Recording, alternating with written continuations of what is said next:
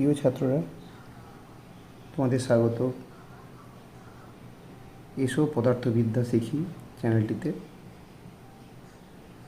পশ্চিমবঙ্গ বিজ্ঞান মঞ্চের যে পরীক্ষা হবে, প্রশ্ন চেনো বিজ্ঞান জানো এবং বিজ্ঞান মানসিকতা ও মেধা অভিক্ষা নির্দেশিকা যে পরীক্ষা হওয়ার কথা, আজ আমি সপ্তম শ্রেণীর যে তোমাদের যে কেমন ধরনের কোয়েশ্চেন আসবে এবং যে বইটি দেওয়া আছে ওই বইতে যে কোয়েশ্চেনের অ্যান্সারগুলো দেওয়া আছে বা কীভাবে করতে হবে সেগুলো আমি নিজে ব্যাখ্যা করব। দেখো, একের দাগে যে প্রশ্নটি আছে যে বাষ্পের ঘনীভবনের লিনতাপ, অপশনগুলো দেওয়া আছে 80 ক্যালোরি পার গ্রাম, 100 ক্যালোরি পার গ্রাম, 537 ক্যালোরি পার গ্রাম, 180 ক্যালোরি পার গ্রাম। তোমরা প্রত্যেকেই জানো যে 0 ডিগ্রি সেন্টিগ্রেডের জলকে তাপ দিলে 100 ডিগ্রি সেন্টিগ্রেডের জল হবে, উষ্ণতা বাড়িয়ে বাড়িয়ে বাড়িয়ে বাড়িয়ে। এরপর 100 ডিগ্রি সেন্টিগ্রেডের জল 100 ডিগ্রি সেন্টিগ্রেডের কিসে পরিণত হবে? বাষ্পে পরিণত হবে। দেখো, উষ্ণতার এক্ষেত্রে পরিবর্তন হয়নি, হয়েছে অবস্থার পরিবর্তন। জল ছিল তরল অবস্থায়, সেখান থেকে বাষ্প হয়েছে, তার একটা অবস্থার পরিবর্তন হয়েছে। তাহলে এক্ষেত্রে লিনতাপ লাগে। তোমরা যেহেতু জানো যে 1 গ্রাম বিশুদ্ধ যদি জল নেওয়া যায়, সেই 1 গ্রাম বিশুদ্ধ জল যদি 100 ডিগ্রি সেন্টিগ্রেডের বাষ্পে পরিণত করতে হয়, তাহলে সেক্ষেত্রে যে তাপটি লাগে সেটা হয় 537 ক্যালোরি। তার মানে এই বাষ্পীভবনের লিনতাপের মান তোমরা জানো, আমরা এল দিয়ে লিখি, 537 ক্যালোরি পার গ্রাম হয়। অর্থাৎ 1 গ্রাম বিশুদ্ধ জলকে 1 গ্রাম 100 ডিগ্রি সেন্টিগ্রেডে যদি আমরা বাষ্পে পরিণত করি, তাহলে তার জন্য যে তাপ লাগবে সেই তাপের মান হবে 537 ক্যালোরি। বাষ্পীভবনের বিপরীত প্রক্রিয়া ঘনীভবন, তাই এক্ষেত্রে একই তাপ লাগবে। তার মানে এক্ষেত্রে উত্তরটা কোনটি সঠিক হচ্ছে? সি এর যে উত্তরটি সঠিক হচ্ছে।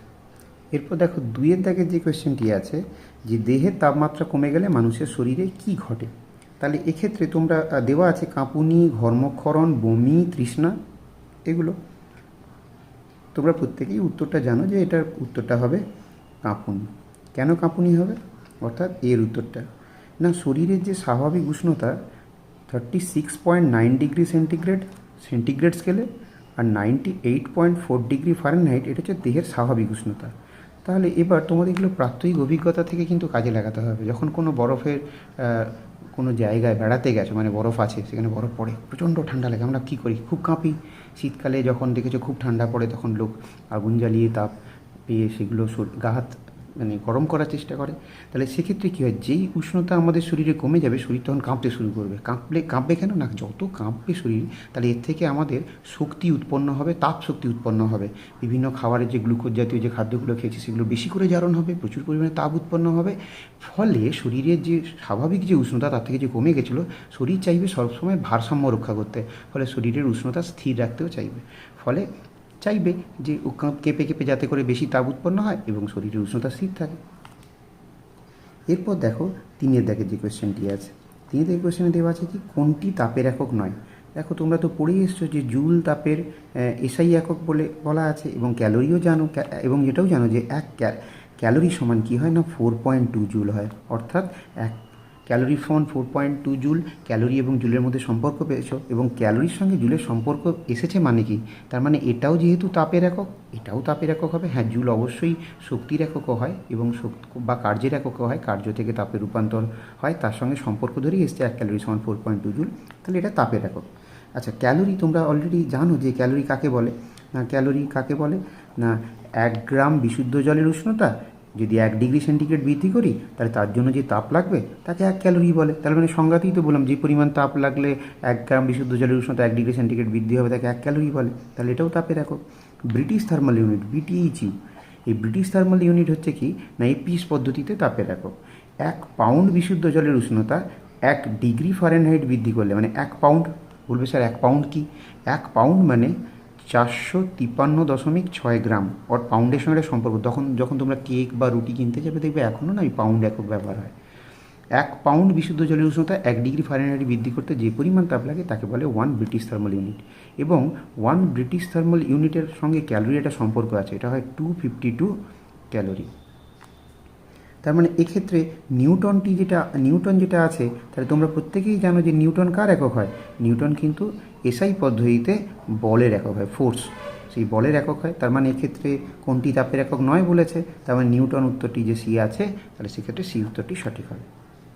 এরপরে আসি 4 দাগের যে কোশ্চেনটা আছে। তাহলে আলো সর্বদা চলে সরলরেখায়, বক্ররেখায়, সমান্তরাল সরলরেখায়, তাহলে কিভাবে হবে? তাহলে তোমরা বা উভয়ই, তাহলে আলো যে সরলরেখায় চলে তার অনেক তোমরা উদাহরণ পেয়েছো, যে সূচিছিদ্র ক্যামেরাতে প্রমাণ হয়েছে আলো সরলরেখায় চলে, অথবা চন্দ্রগ্রহণ সূর্যগ্রহণের সময় তোমরা পড়েছো, সেইগুলোর তোমাদের জানো যে আলো সেক্ষেত্রে সরলরেখায় চলে। তাহলে অপশানে যেটিতে আছে এ উত্তরটি সরলরেখায় চলে হবে। 5 দাগে যে কোয়েশ্চেনটি আছে তাতে কি আছে, যে আলো মানে একটি সমসত্ব মাধ্যম হলো পুকুরের জল, অভ্র, কোয়ার্জ এবং কাঁচ। সমসত্ব মাধ্যম মানে কি না, যে মাধ্যমের যে কোনো বিন্দুতে মানে যে কোনো জায়গায় আলোর বেগ সর্বদা সমান হবে। তাহলে সেক্ষেত্রে পুকুরের জলে নিচের দিকে তোমরা জানো যে নিচের দিকে কাদার পরিমাণ বেশি থাকবে এবং জল অনেক ঘোলা থাকবে। তো সেক্ষেত্রে পুকুরের জলে সব থেকে নিচ থেকে উপর দিকে যত উঠতে থাকবে তখন ঘন যে মাধ্যম, সেই মাধ্যম কিন্তু সব জায়গায় আলোর বেগ সমান হবে না। তাহলে পুকুরের জল কিন্তু সমসত্ব মাধ্যম নয়, অভ্র নয় এবং কোয়ার্জও নয়, এবং কোয়ার্জের ভিতর দিয়েও আলো যাওয়ার সময় আলোর বেগ পরিবর্তন হয়ে যায়। তাহলে এক্ষেত্রে কাঁচ হবে, অর্থাৎ ডির অপশানে যেটি আছে কাঁচ, ওই অপশনটি যেটা আছে ওটাই সঠিক হবে। এরপরে দেখো 6 দাগে একটি কোয়েশ্চেন আছে। 6 দাগে কী বলেছে, যে আলো একটি সদৃশ্য বস্তু, অদৃশ্য বস্তু, আংশিক দৃশ্য বস্তু কোনোটি নয়। বইতে হয়তো উত্তরটা মনে হয় বিতে অদৃশ্য বস্তু দেওয়া আছে, তোমরা কিন্তু ওটা করবে না। এখানে কিন্তু ডিএরটা কোনোটিই নয়, যেটা আছে ওটিই হবে। কেন হবে আগে বোঝো। কারণ আলো কি বস্তু? আলো তো এক প্রকারের শক্তি।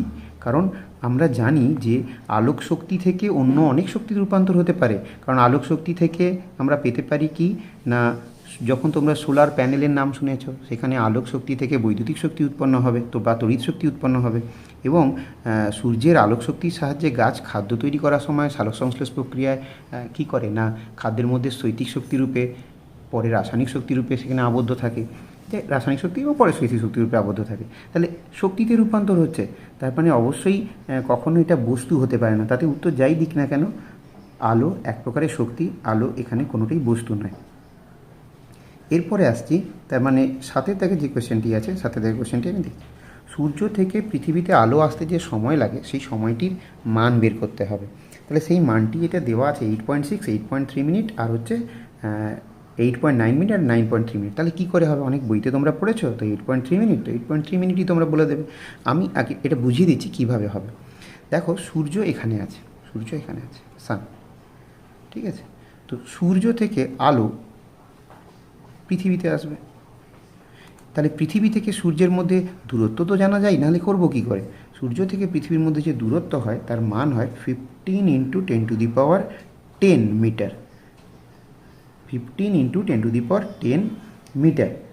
আর কি আছে না, আলো যে এখানে আসে, আলোর যে বেগ আছে তোমরা প্রত্যেকেই পড়ে নিয়েছো, 3 × 10⁸ মিটার পার সেকেন্ড। আলোর বেগ 3 × 10⁸ মিটার সেকেন্ড। আর সূর্য থেকে পৃথিবীর দূরত্ব 15 × 10⁻10 মিটার × 10⁻10 মিটার। তার মানে আলো যখন এখানে আসবে তার তো একটা অল্প হলেও সময় লাগবে। হ্যাঁ, খুব উচ্চ গতিবেগে আসে ঠিক, কিন্তু সময় তো লাগবে। তাহলে সময় বের করবো কী করে? আমরা জানি যে সময় যেটা লাগে সেটা হয় অতিক্রান্ত দূরত্ব বাই কী হয় না বেগ, ঠিক আছে? তার মানে তার দূরত্বের মান কতখানি দূরত্ব ট্রাভেল করে এসছে? 15 × 10⁻10, 15 × 10⁻10।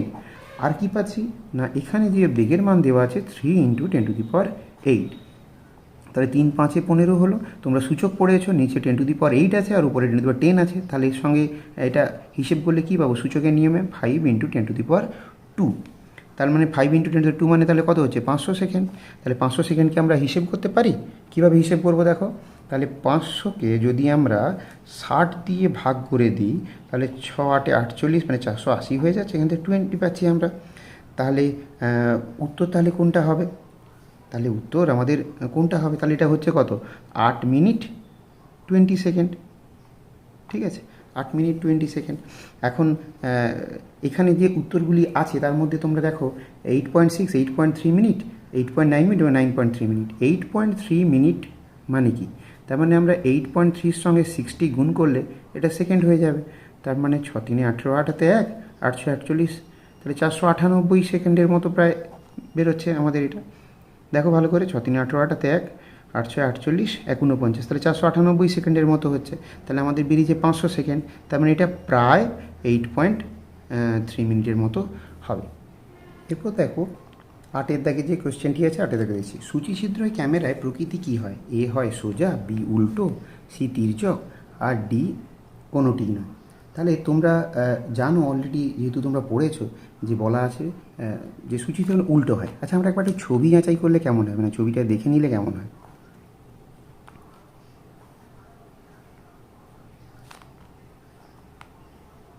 আচ্ছা, ধরো এখানে সূক্ষ্ম একটা ছিদ্র আছে, এখানে তুমি মোমবাতি একটা রেখেছো, তাহলে মোমবাতি থেকে যে আলো গিয়ে পড়লো এখানে, এবং দেখো ভালো করে,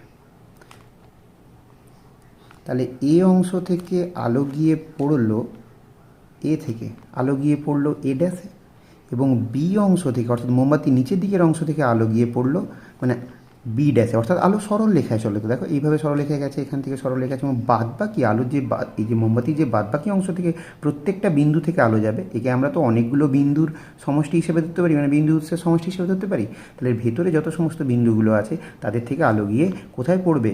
এই বি ড্যাশ আর এ ড্যাশের মাঝে গিয়ে পড়বে। তাহলে দেখো, তাহলে এই এ যেখানে আছে এর এ ড্যাশটা দেখেছো উল্টো দিকে হয়ে গেছে, তাহলে কিন্তু প্রতিকৃতি যেটা আছে, মানে যে প্রতিকৃতি আছে, বি এর অপশানটা হবে, অর্থাৎ কিনা উল্টো হবে, উল্টো হয় যেটা আছে ওইটি সঠিক হবে। আচ্ছা, এরপরে আপতন কোণ যদি 60 ডিগ্রি হয়, 9 থেকে যে কোশ্চেনটি আছে, আপতন কোণ যদি 60 ডিগ্রি হয় তাহলে বিচ্যুতি কোণ কত হবে? তাহলে দেখো, তাহলে এটা একটা দর্পণ। এখন তোমাদের মনে প্রশ্ন আসবে, স্যার এটা দর্পণই হবে সেটা জানলেন কি করে? দর্পণ না হয়ে অবশ্যই এটা জলের তলেও হতে পারে, কাঁচের তলেও হতে পারে, কোনো অসুবিধা নেই। আমরা প্রতিফলনটা নিয়ে বোঝানোর চেষ্টা করছি, যেহেতু দর্পণ ক্ষেত্রে আমাদের বুঝতে অনেক সুবিধা হয়। তোমরা দর্পণ ছাড়া এটা এমনি কোনো কাঁচের স্ল্যাবের মতো করে এমনি একটা তল এঁকেও করতে পারো, কোনো ক্ষতি নেই। তাহলে আপতন কোণের মান বলেই দিয়েছে কত না 60 ডিগ্রি। তাহলে বিচ্যুতি কোণ কত? তাহলে তোমরা জানো আপতন কোণ আর প্রতিফলন কোণ কী হয়? পরস্পর সমান হয়। তার মানে এই কোণটা তো প্রতিফলন কোণ, তাহলে এটাও 60 ডিগ্রি হলো। তাহলে বিচ্যুতি কোণ মানে কি না, আলো যদি সোজা চলে যেত, অর্থাৎ আলো যে পথে যাওয়ার কথা ছিল, আলো কোন পথে যাওয়ার কথা ছিল? সোজা এই পথে যাওয়ার কথা ছিল, না গিয়ে আলো এখন ঘুরে গেছে, প্রতিফলনের দরুন ঘুরে গেছে। তাহলে সেক্ষেত্রে এই যে পথে যাওয়ার কথা ছিল সে পথে না গিয়ে যে ঘুরে গেছে, তাহলে এই যে এতটা ঘুরে গেল, অর্থাৎ যতখানি বেঁকে গেল বা যতখানি সরে গেছে, তাহলে এটাকেই বলা হচ্ছে কি না বিচ্যুতি। এই যতটা বিচ্যুত হয়েছে, অর্থাৎ এই পথে না গিয়ে ওই পাশে সরে গেছে, বিচ্যুত হয়ে গেছে। তাহলে দেখো আমরা বের করবো কী করে? তাহলে এটাকে ডেল্টা দিয়ে লেখা হয়। তাহলে দেখো ছবি দেখো, এই যে একটা স্ট্রেট লাইন টানলাম আমরা, তাহলে স্ট্রেট লাইনটার টোটাল এই কোণটার মান কত হয়? 180 ডিগ্রি। তাহলে তার মধ্যে 60 ডিগ্রি আপতন কোণ, 60 ডিগ্রি প্রতিফলন কোণ, আর ডেল্টা, তাহলে এটা মিলে হবে 180 ডিগ্রি। তাহলে এটা যদি মিলে 180 ডিগ্রি হয়, তাহলে 60 যোগ করলে আমরা কত পাচ্ছি? 120 ডিগ্রি। এটা ডেল্টা সমান 180 ডিগ্রি পাচ্ছি। তো ডেল্টা সমান তাহলে কত হবে? 180 ডিগ্রি মাইনাস 120 ডিগ্রি। তাহলে বিয়োগ করলে এটা পাবো কত? 60 ডিগ্রি। আর যারা একটু মাথা কাজ কাজ করলেই পাবে, দেখো 180 হতে গেলে 60 হয়ে আছেই, তার মানে আরেকটা 60 হলেই তাহলে আমাদের 180 হয়ে যাচ্ছে। তাহলে মানটা হবে কত না 60 ডিগ্রি। অর্থাৎ উত্তরটা কত আছে এখানে? তাহলে উত্তরটা আছে, দেখো এর দাগের যে উত্তরটি আছে, সেই এর দাগের উত্তরটি কিন্তু হবে সঠিক। এরপরে দেখো বিয়ের দাগে 10-এর দাগে আমরা যাচ্ছি। 10-এরটা কী বলেছে না, আপতন কোণ যদি 30 ডিগ্রি হয় তাহলে আপতন কোণ আর প্রতিফলন কোণের সমষ্টি কত? তাহলে আলো এসে পড়লো এবং ফিরে গেল। তাহলে আপতন কোণ যদি 30 ডিগ্রি হয় তাহলে প্রতিফলন কোণের মানও কত হবে? 30 ডিগ্রি। তাহলে আপতন কোণ আর প্রতিফলন কোণ মিলে কত হলো? তাহলে দেখো এটা 30, এটা 30, তাহলে অবশ্যই 30 ডিগ্রি প্লাস 30 ডিগ্রি সমান তাহলে কত হবে? 60 ডিগ্রি। তার মানে কোন উত্তরটা সঠিক আছে? তাহলে 10-এর দাগের কোন উত্তরটি সঠিক হবে না? 10-এর দাগের উত্তরটি হবে সঠিক এ। এবার আসি 11। সমতল দর্পণে গঠিত প্রতিবিম্বের ক্ষেত্রে দর্পণ থেকে বস্তু দূরত্ব দর্পণ থেকে প্রতিবিম্ব দূরত্বের সমান, দর্পণ থেকে প্রতিবিম্ব দূরত্বের কম, দর্পণ থেকে প্রতিবিম্বের দূরত্ব বেশি, প্রতিবিম্ব থেকে বস্তু দূরত্ব সমান, এগুলো দেওয়া আছে। দেখো তোমরা তো অলরেডি পড়েছো, কীরমভাবে পড়েছো? এই দর্পণ মনে করো আঁকলাম, দর্পণ থেকে একটা বস্তু আছে, তাহলে তাহলে এর থেকে আলো গিয়ে পড়লে আর নিচ দিক থেকেও আলো গিয়ে পড়লে, তাহলে আমরা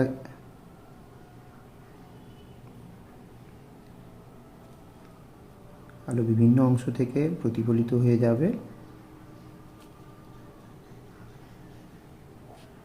বিভিন্ন অংশ থেকে গিয়ে প্রতিফলিত হয়ে যাবে। সেক্ষেত্রে কী হবে না, দেখো সেক্ষেত্রে যদি এটা পি কিউ বস্তু হয় আর এটা পি ড্যাশ কিউ ড্যাশ তার যদি প্রতিবিম্ব হয়, তাহলে কী পাচ্ছি না, দর্পণ থেকে বস্তু দূরত্ব যা হবে আর দর্পণ থেকে প্রতিবিম্ব দূরত্ব তাই হবে।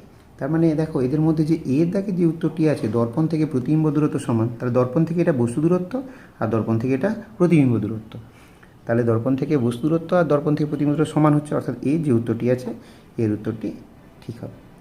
12 দাগের কোশ্চেনই ওর সঙ্গে দেখো একই সঙ্গে এই ছবিটা কীরকম কাজে লেগে যাবে। কি বলেছে, সমতল দর্পণে যে প্রতিবিম্ব গঠিত হয়, প্রতিবিম্বটি সদ সমশীর্ষ, অসদ অবশীর্ষ, অসদ সমশীর্ষ আর সদ অবশীর্ষ।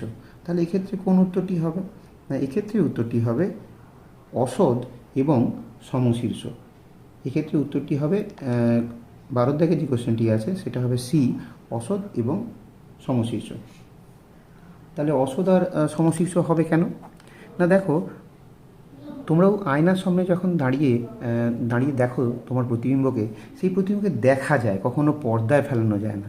কারণ এই আলোগুলো ভালো করে লক্ষ্য করে দেখো, আমি যখন ছবিগুলো এঁকেছিলাম আলো পড়েছে, এই আলো চলে গেছে, দর্পণের পেছনে ভেদ করে যেতে পারেনি, ফলে এই আলোগুলো কোথাও মিলিত হয়নি, যেন আসছে বলে মনে হচ্ছে। তাহলে যদি কখনো এরকম আলোগুলো আসছে বলে মনে হয়, তাহলে সেটা অসদ হলো, অসদ বিম্ব হবে, তোমরা পড়েছো।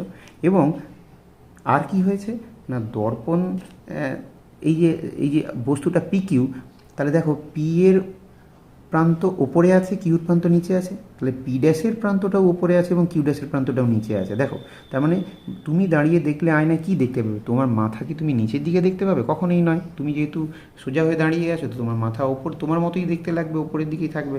তাহলে সেক্ষেত্রে অবশ্যই কী হবে, সোজা, বা ওই সোজাটাকে বলে কি না সমশীর্ষ। আর অবশীর্ষ বা উল্টোনো হয়, তাহলে এক্ষেত্রে সি এর দাগের উত্তরটি হলো সঠিক। এরপরে আসি 13 দাগের কোশ্চেনে। 13 দাগের কোশ্চেনে কী বলেছে, যে রামধনু একটি প্রাকৃতিক শুদ্ধ বর্ণালী, প্রাকৃতিক অশুদ্ধ বর্ণালী, কৃত্রিম বর্ণালী আর প্রাকৃতিক শুদ্ধ বর্ণালী। তাহলে এখানে দুটো উত্তরই সেম দিয়ে দিয়েছে। এর দাগের উত্তরও প্রাকৃতিক শুদ্ধ বর্ণালী আর ডি এর দাগের উত্তরটাও প্রাকৃতিক শুদ্ধ বর্ণালী দিয়েছে। তার মানে আমাদের দুটো উত্তর তো যাই হোক, তাহলে বি এর যে উত্তরটি আছে প্রাকৃতিক অশুদ্ধ বর্ণালী, ওটাই হবে। কেন প্রাকৃতিক অশুদ্ধ বর্ণালী কেন বলা হলো একে না, যখন কোনো আলো ওই রামধনু হয় তখন তোমরা দেখবে বিভিন্ন রঙে ভেঙে যায় ঠিকই, কিন্তু রঙগুলোকে না পরিষ্কার করে চেনা যায় না। চেনা যায় না মানে তুমি রঙ চিনতে পারবে, মানে কোথায় কোনো রঙটা শেষ হয়েছে আর কোথায় রঙটা শুরু হয়েছে তুমি বুঝতে পারবে না। বেনিয়া সহকলা আকারে সুন্দর সজ্জা পাবে, তুমি সব কালারগুলোকেই দেখতে পাবে, চিনতেও পারবে, কিন্তু একটা কালার একদম শেষ, মানে ধরো এখান থেকে শুরু হলো, এখানে একদম শেষ, তার ঠিক আছে, তারপরে কালারটা নতুন করে শুরু হলো, এখানে শেষ হবে না। মানে যে জায়গাটায় যেন এরা পরস্পর উপরিপাতিত হয়ে আছে, ফলে মিলেমিশে আছে, তুমি খুঁজে পাবে না সেখানে। তো সেই ক্ষেত্রে যেহেতু আমরা আলাদা করে আইডেন্টিফাই করতে পারি না, তাহলে সেক্ষেত্রে এটা অবশ্যই কী বর্ণালী হবে, প্রাকৃতিক অশুদ্ধ বর্ণালী হবে। আর প্রিজমেও যদি কোয়েশ্চেনটা দিত না, যদি প্রিজমের একটা প্রিজমের উপর আলো গিয়ে পড়ে, অর্থাৎ যেটা তোমরা তোমাদের বইতে পাঠ্যপুস্তকে দেখেছো যে এরকম 7টা বর্ণের আলো যে ভেঙে গেছে, সেই ভেঙে যাওয়ার সময় যে বর্ণালীগুলো বেরিয়েছে সেটাও কিন্তু অশুদ্ধ বর্ণালী। কারণ ওকে শুদ্ধ বর্ণালী করতে গেলে এর সঙ্গে আরও একাধিক প্রিজম ব্যবহার করে ওকে শুদ্ধ বর্ণালী করার জন্য একদম এই প্রত্যেকটা বর্ণকে আলাদা আলাদা করে পরিষ্কারভাবে পৃথক করতে হয়, তবে গিয়ে সেটা শুদ্ধ বর্ণে বলা যাবে। সেক্ষেত্রে শুধু একটা প্রিজমের ওপর গিয়ে আলো গিয়ে পড়লে ওটা কিন্তু অশুদ্ধ বর্ণালী আমরা ওকে বলব।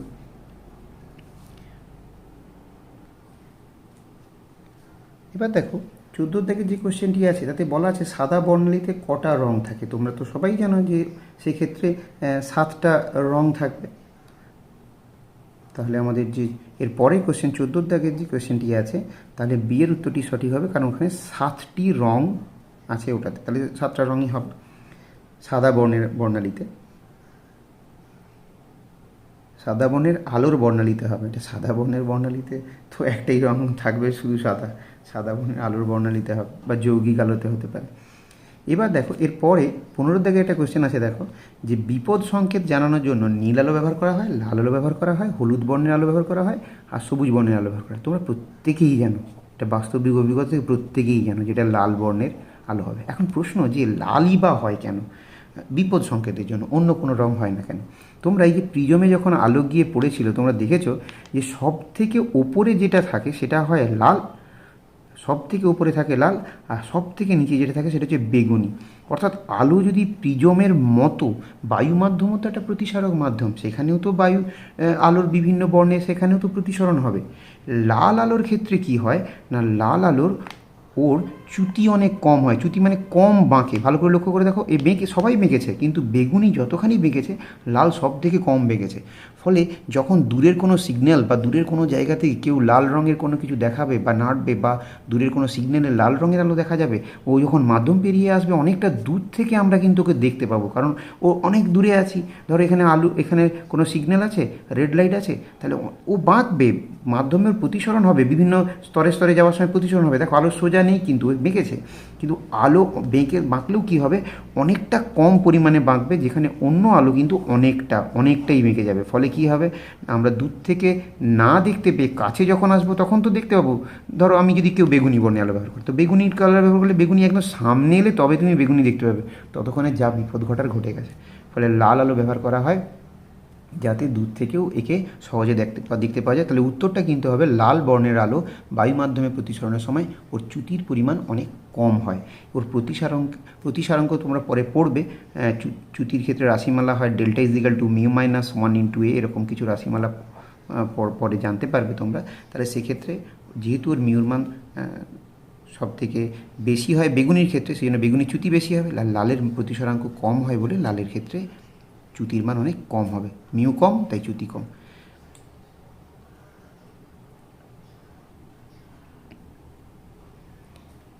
এরপরে কি বলেছে যে আলোকরশ্মি ঘন মাধ্যম থেকে লঘু মাধ্যমে গেলে, তাহলে আপতন কোণ প্রতিসরণ কোণ সমান হবে আপতন কোণ গ্রেটার দ্যান প্রতিসরণ কোণ, আপতন কোণ লেস দ্যান প্রতিসরণ কোণ, আপতন কোণ 2 × প্রতিসরণ কোণ। তাহলে দেখো আগে কি জানতে তোমরা পারো।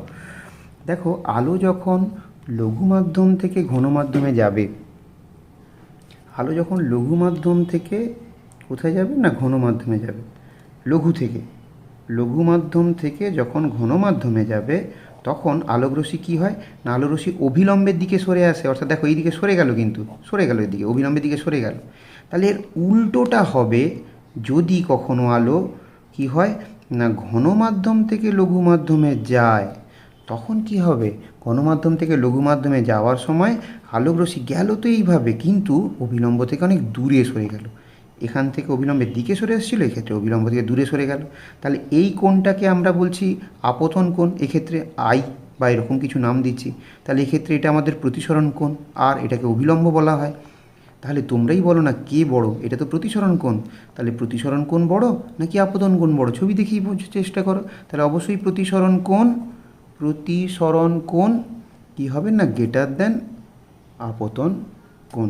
তাহলে কোন উত্তরটি সঠিক আছে এখানে, তাহলে এখানে কিন্তু ঘুরিয়ে দিয়েছে, সিয়ের দাগের উত্তরটি হবে আপতন কোণ কী হবে না লেস দ্যান প্রতিসরণ কোণ হবে। অর্থাৎ প্রতিসরণ কোণ আপতন কোণের চেয়ে বড়, বা এর উল্টোটা যেটা দেওয়া আছে সেটা করবে সিয়ের উত্তরটা।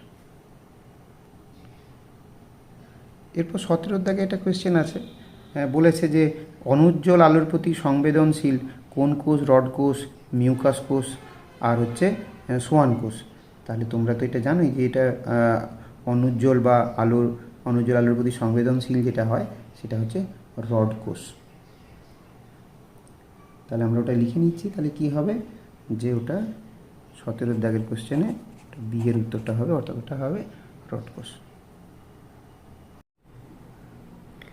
এরপর দেখো 18 দাগের যে কোয়েশ্চেনটি আছে, 18 দাগে কী বলেছে না বিশুদ্ধ জলের পিএইচ কত, পিএইচ লেভেলের 7 থেকে যত বাম দিকে যাব, মানে 6, 5, 4, 3 এই দিকে যাব, তত এর দ্রবণের অম্লত্ব বাড়বে। আর 7 থেকে যত বেশি হবে 8, 9 ইত্যাদি ইত্যাদি করে যখন এদিকে যেতে থাকবো, তত দ্রবণের ক্ষারীয় মাত্রাটা অর্থাৎ ক্ষারকের পরিমাণটা, মানে ক্ষারের পরিমাণটা বাড়বে। অর্থাৎ দ্রবণ আম্লিক হবে আর দ্রবণ ক্ষারীয় হবে, যদি আম্লিক হবে যদি 7 থেকে কম হয়, আর ক্ষারীয় হবে যদি 7 থেকে বেশি হয়। তাহলে সেক্ষেত্রে পিএইচের যে মান যেটা আছে সেটা 7 হবে বিশুদ্ধ জলের ক্ষেত্রে, অর্থাৎ সি এর যে উত্তরটি আছে সি এর উত্তরটি সঠিক হবে।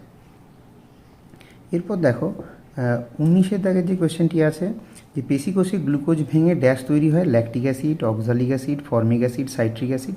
তো পেশিকোষে গ্লুকোজ ভেঙে গিয়ে ল্যাকটিক অ্যাসিড তৈরি হয়, ওটা ল্যাকটির আছে, ওটা ল্যাকটির হবে না, ল্যাকটিক অ্যাসিড তৈরি হবে। কোন দাগের উত্তরটি সঠিক হবে না এটা। এবার কেন হয় তোমরা একটুখানি পড়লে জানবে যে যখনই আমরা দেখবে তোমরা ছুটবে কিছুক্ষণ, ছোটার সময় কিন্তু দেখবে কিছুক্ষণ পর হাঁপিয়ে পড়ো, বিশেষ করে পায়ের পেশিটাতে না খুব কষ্ট হয়, কারণ ওখানে না গ্লুকোজগুলো ভেঙে গিয়ে এই ল্যাকটিক অ্যাসিড জমা হয়। ফলে কিছুক্ষণ রেস্ট দাও পাকে, দেখবে আবার ওগুলো সমস্ত অপসারিত হলে আবার ঠিক লাগবে, আর অসুবিধা হচ্ছে না। তো পেশিকোষে গ্লুকোজ ভেঙে গিয়ে কী তৈরি হবে না ল্যাকটিক অ্যাসিড তৈরি হবে। 20 দাগে যে কোয়েশ্চেনটা আছে হাড় বা অস্থির প্রধান উপাদান কী? প্রথমটা আছে ক্যালসিয়াম ফসফেট CA3PO4 তারপর আছে ম্যাগনেসিয়াম ফসফেট, তারপর আছে গ্লুকোজ, তারপর আছে NaCl। যেহেতু অস্থির প্রধান উপাদান বলেছে তাহলে সেক্ষেত্রে এর যে উত্তরটি আছে ক্যালসিয়াম ফসফেট, ওই উত্তরটি সঠিক হবে। 21 দাগের কী উত্তর কোয়েশ্চেনটি বলেছে ডিটারজেন্ট ব্যবহৃত হয় না। জামা কাপড় পরিষ্কার করতে তো ডিটারজেন্ট অবশ্যই ব্যবহার করা হয়। আর কি না দাঁত মাজার পেস্ট তৈরি করতেও ডিটারজেন্ট লাগে, পরিষ্কার করতে, দাঁত পরিষ্কার করতে সাদা হয়, চকচক করে, তো সেই জন্য তো লাগবে, ওখানেও ইউজ করা হয়। বিভিন্ন কোম্পানিতে অল্প বিস্তর বিভিন্নভাবে ব্যবহার করা হয়। চুল পরিষ্কার করতে, শ্যাম্পু করতেও সেখানেও ব্যবহার করা হয়। কিন্তু পলিমার তৈরি করতে ব্যবহার করা হয় না, কারণ ওখানে পলিথিন বা এই ধরনের যে সমস্ত পলিমারগুলো হয় সেইগুলো তৈরি করতে ব্যবহার করা হয় না। তাহলে 21 দাগের কোন উত্তরটা ঠিক হলো ডিএডটা। এরপরে যে কোয়েশ্চেন আছে 22 যেটা আছে যে বডি স্প্রেতে ব্যবহার করলে চুলকানি দেখা যায়, লাল হয়ে ফুলে ওঠা দেখা যায়, শ্বাসের সমস্যা দেখা যায়, চোখ লাল হয়ে হওয়া দেখা যায়। এটা সিএরটা হবে, অর্থাৎ কিনা শ্বাসের সমস্যা দেখা যায়। কারণ বডি স্প্রে করার সময় ওর যে স্প্রে করলে সেই তখন সেগুলো নাকে যেতে পারে, নাক থেকে আমাদের যে শ্বাসের যে অসুবিধে সেটা হবে। এবং এই কারণেই তোমাদেরকে বলে রাখি কখনোই মসকুইটো যে সমস্ত স্প্রেগুলো আমরা ইউজ করি বা পিঁপড়ে ইত্যাদি বা পোকামাকড় মারার জন্য যে স্প্রেগুলো ব্যবহার করা হয়, বেগন বা এই ধরনের যেগুলো আছে, মর্টিন, ইনসেক্ট কিলার, এগুলো বাড়িতে যখন স্প্রে করবে, বড়রা স্প্রে করবে, তোমরা তখন কাছাকাছি থেকো না, কারণ ওগুলো তোমাদের শ্বাস প্রশ্বাসের ক্ষতি হতে পারে। 23 দাগের যে কোয়েশ্চেনটি আছে যে সিমেন্ট তৈরি করতে কী কী লাগে, 23 দাগের কোয়েশ্চেনে যেটা আছে সিমেন্ট তৈরি করতে চুনাপাথর, ইথিলিন, প্রোটিন, কোবাল্ট অক্সাইড। তো চুনাপাথর লাগে, CaCO3 চুনাপাথরের সংকেত। চুনাপাথর থেকে ওকে গুঁড়ো করে তার সঙ্গে আরও অন্যান্য পদার্থ মিশিয়ে তৈরি হয় সিমেন্ট। 24 দাগে যে কোয়েশ্চেনটি আছে তাতে লেখা আছে কাঁচের মধ্যে বর্তমান নয়, মানে কাঁচ তৈরি করতে লাগে না এমনকি। তাহলে এক্ষেত্রে চুনাপাথর, সোডাবস্য, বালি, অর্থাৎ প্রথম যে তিনটে আছে A, B এবং C এর তিনজনকেই ভালো করে মিশিয়ে প্রচুর পরিমাণে উত্তপ্ত করা হয়, করে কাঁচ তৈরি হয়। এদের মধ্যে যে ডি এর যে উত্তরটি আছে সিলিকেট, ওইটি হবে না, কারণ সিলিকেট ব্যবহার করা হয় না। এক্ষেত্রে ডি এর উত্তরটি সঠিক হবে। 25 দাগের কোয়েশ্চেন আছে চন্দ্রগ্রহণের সময় চাঁদের ছায়া পৃথিবীতে পড়ে, পৃথিবীর ছায়া সূর্যের ওপর পড়ে, পৃথিবীর ছায়া চাঁদে পড়ে, আর চাঁদের ছায়া সূর্যে পড়ে। তাহলে এই চারটি অপশান আছে, তাহলে এক্ষেত্রে তাহলে কোন অপশানটি হবে? চন্দ্রগ্রহণের সময় পৃথিবীর ছায়া চাঁদের উপরে পড়ে, অর্থাৎ পৃথিবী থাকবে এটা, আর এখানে সান ছিল, সূর্য ছিল, আর এখানে চাঁদ আছে, মুন। তো ও যখন ঘুরতে ঘুরতে পৃথিবীর দ্বারা যখন এই আলোটা যখন বাধাপ্রাপ্ত হবে, অর্থাৎ সূর্য চাঁদকে আলোকিত করতো এবং সেই আলোটাই আমরা আমাদের চোখে এসে পড়তো, আমরা দেখতে পেতাম। কিন্তু যেহেতু এক্ষেত্রে পৃথিবীর ছায়াটা ঢেকে ফেলেছে, পৃথিবীর যে ছায়াটা, তার ফলে আমরা চাঁদকে দেখতে পাবো না এবং চন্দ্রগ্রহণ হবে। এরপর যে কোয়েশ্চেনটি আছে সেটা হচ্ছে 26 দাগের কোয়েশ্চেন। সেটা কি আছে? ভালোভাবে সিনেমা দেখার জন্য সাদা ও মসৃণ বড় পর্দা, সাদা অমসৃণ বড় পর্দা, রঙিন বড় পর্দা আর কালো বড় পর্দা। তাহলে তোমরা তো অলরেডি জানো যে সাদা আর অমসৃণ বড় পর্দাই ব্যবহার করা হয়। কারণ কিসের জন্য না সাদা ব্যবহার করা হয়, সাদা বর্ণের আলো কোনো বর্ণের আলোকে শোষণ করবে না, সব বর্ণের আলোকে সমান উজ্জ্বলতায় ও প্রতিফলন করবে। আর অমসৃণ হওয়ার কারণে বিক্ষিপ্ত প্রতিফলন হবে, যেহেতু ফলে যে কোনো জায়গা থেকে, দূর থেকে, যে কোনো জায়গা থেকে, যে কোনো অ্যাঙ্গেলে মানুষ বসলেও তাকে খুব সহজে ভালোভাবে দেখতে পায়, সব দিকে আলো ছড়িয়ে পড়বে। তাহলে সেক্ষেত্রে বিয়ের উত্তরটি সঠিক হবে। আচ্ছা, গামা রশ্মি শোষিত হয় বায়ুমণ্ডলের ওজোন মণ্ডলে, আয়নমণ্ডলে, শান্তমণ্ডলে, কোনোটিই নয়। অ্যাকচুয়ালি যদি গামা বলে তাহলে উত্তরটা কোনোটিই নয় হওয়া উচিত, কিন্তু প্রশ্নটিতে সম্ভবত 27 দাগের কোশ্চেনে প্রশ্নটি ভুল আছে। এটা অতিবেগুনি রশ্মি হবে। অতিবেগুনি রশ্মি যদি হয় তাহলে অতিবেগুনি রশ্মিকে শোষণ করে, তোমরা প্রত্যেকেই জানো, সেটা হচ্ছে ওজোন মণ্ডল বা ওজোন স্তর শোষণ করে নেয়। তাহলে 27-এর উত্তরটি কিন্তু ডি হবে।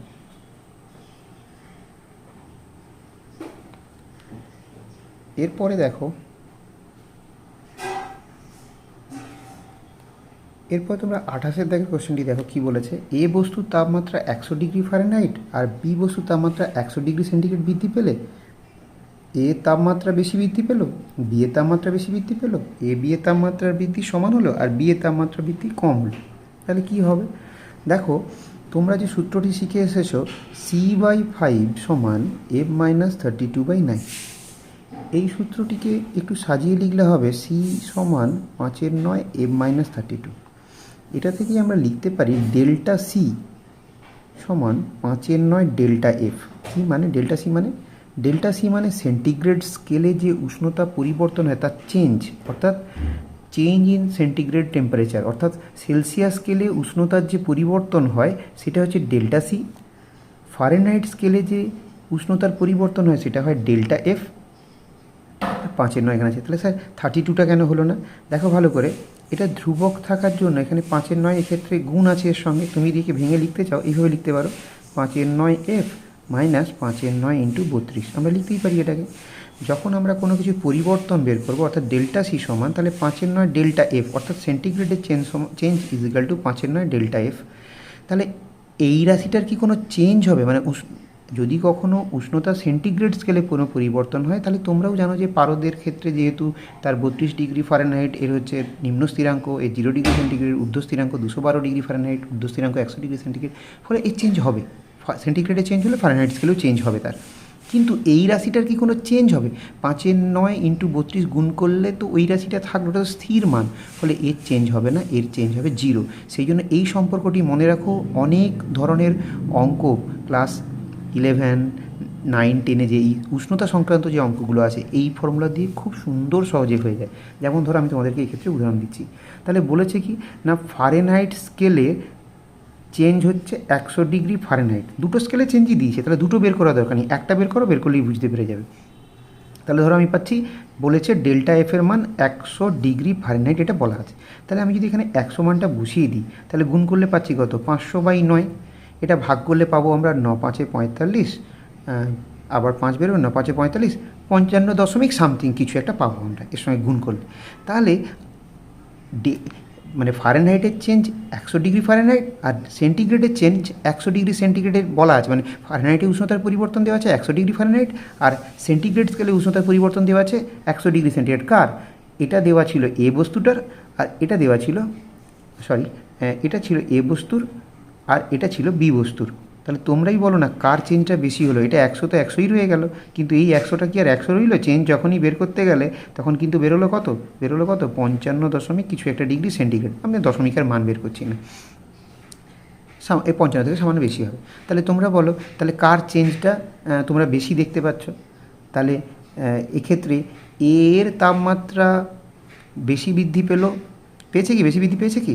তাহলে বি এর যে তাপমাত্রা বেশি বৃদ্ধি পেল, যে বিয়ের যে উত্তরটি আছে, অর্থাৎ এক্ষেত্রে বিয়ের দাগের যে উত্তরটি আছে ওইটিই সঠিক হবে, যে বিয়ের তাপমাত্রা বেশি বৃদ্ধি পেল। এ আর বিয়ের তাপমাত্রা কখনোই সমান নয়, একটা 55 তো একটা 100, আর বিয়ের তাপমাত্রার বৃদ্ধি কম সেটা তো একদমই নয়, এর তাপমাত্রা তো 100, ওর বেশি বৃদ্ধি পেয়েছে, তাই জন্য বিয়ের উত্তরটি সঠিক হবে।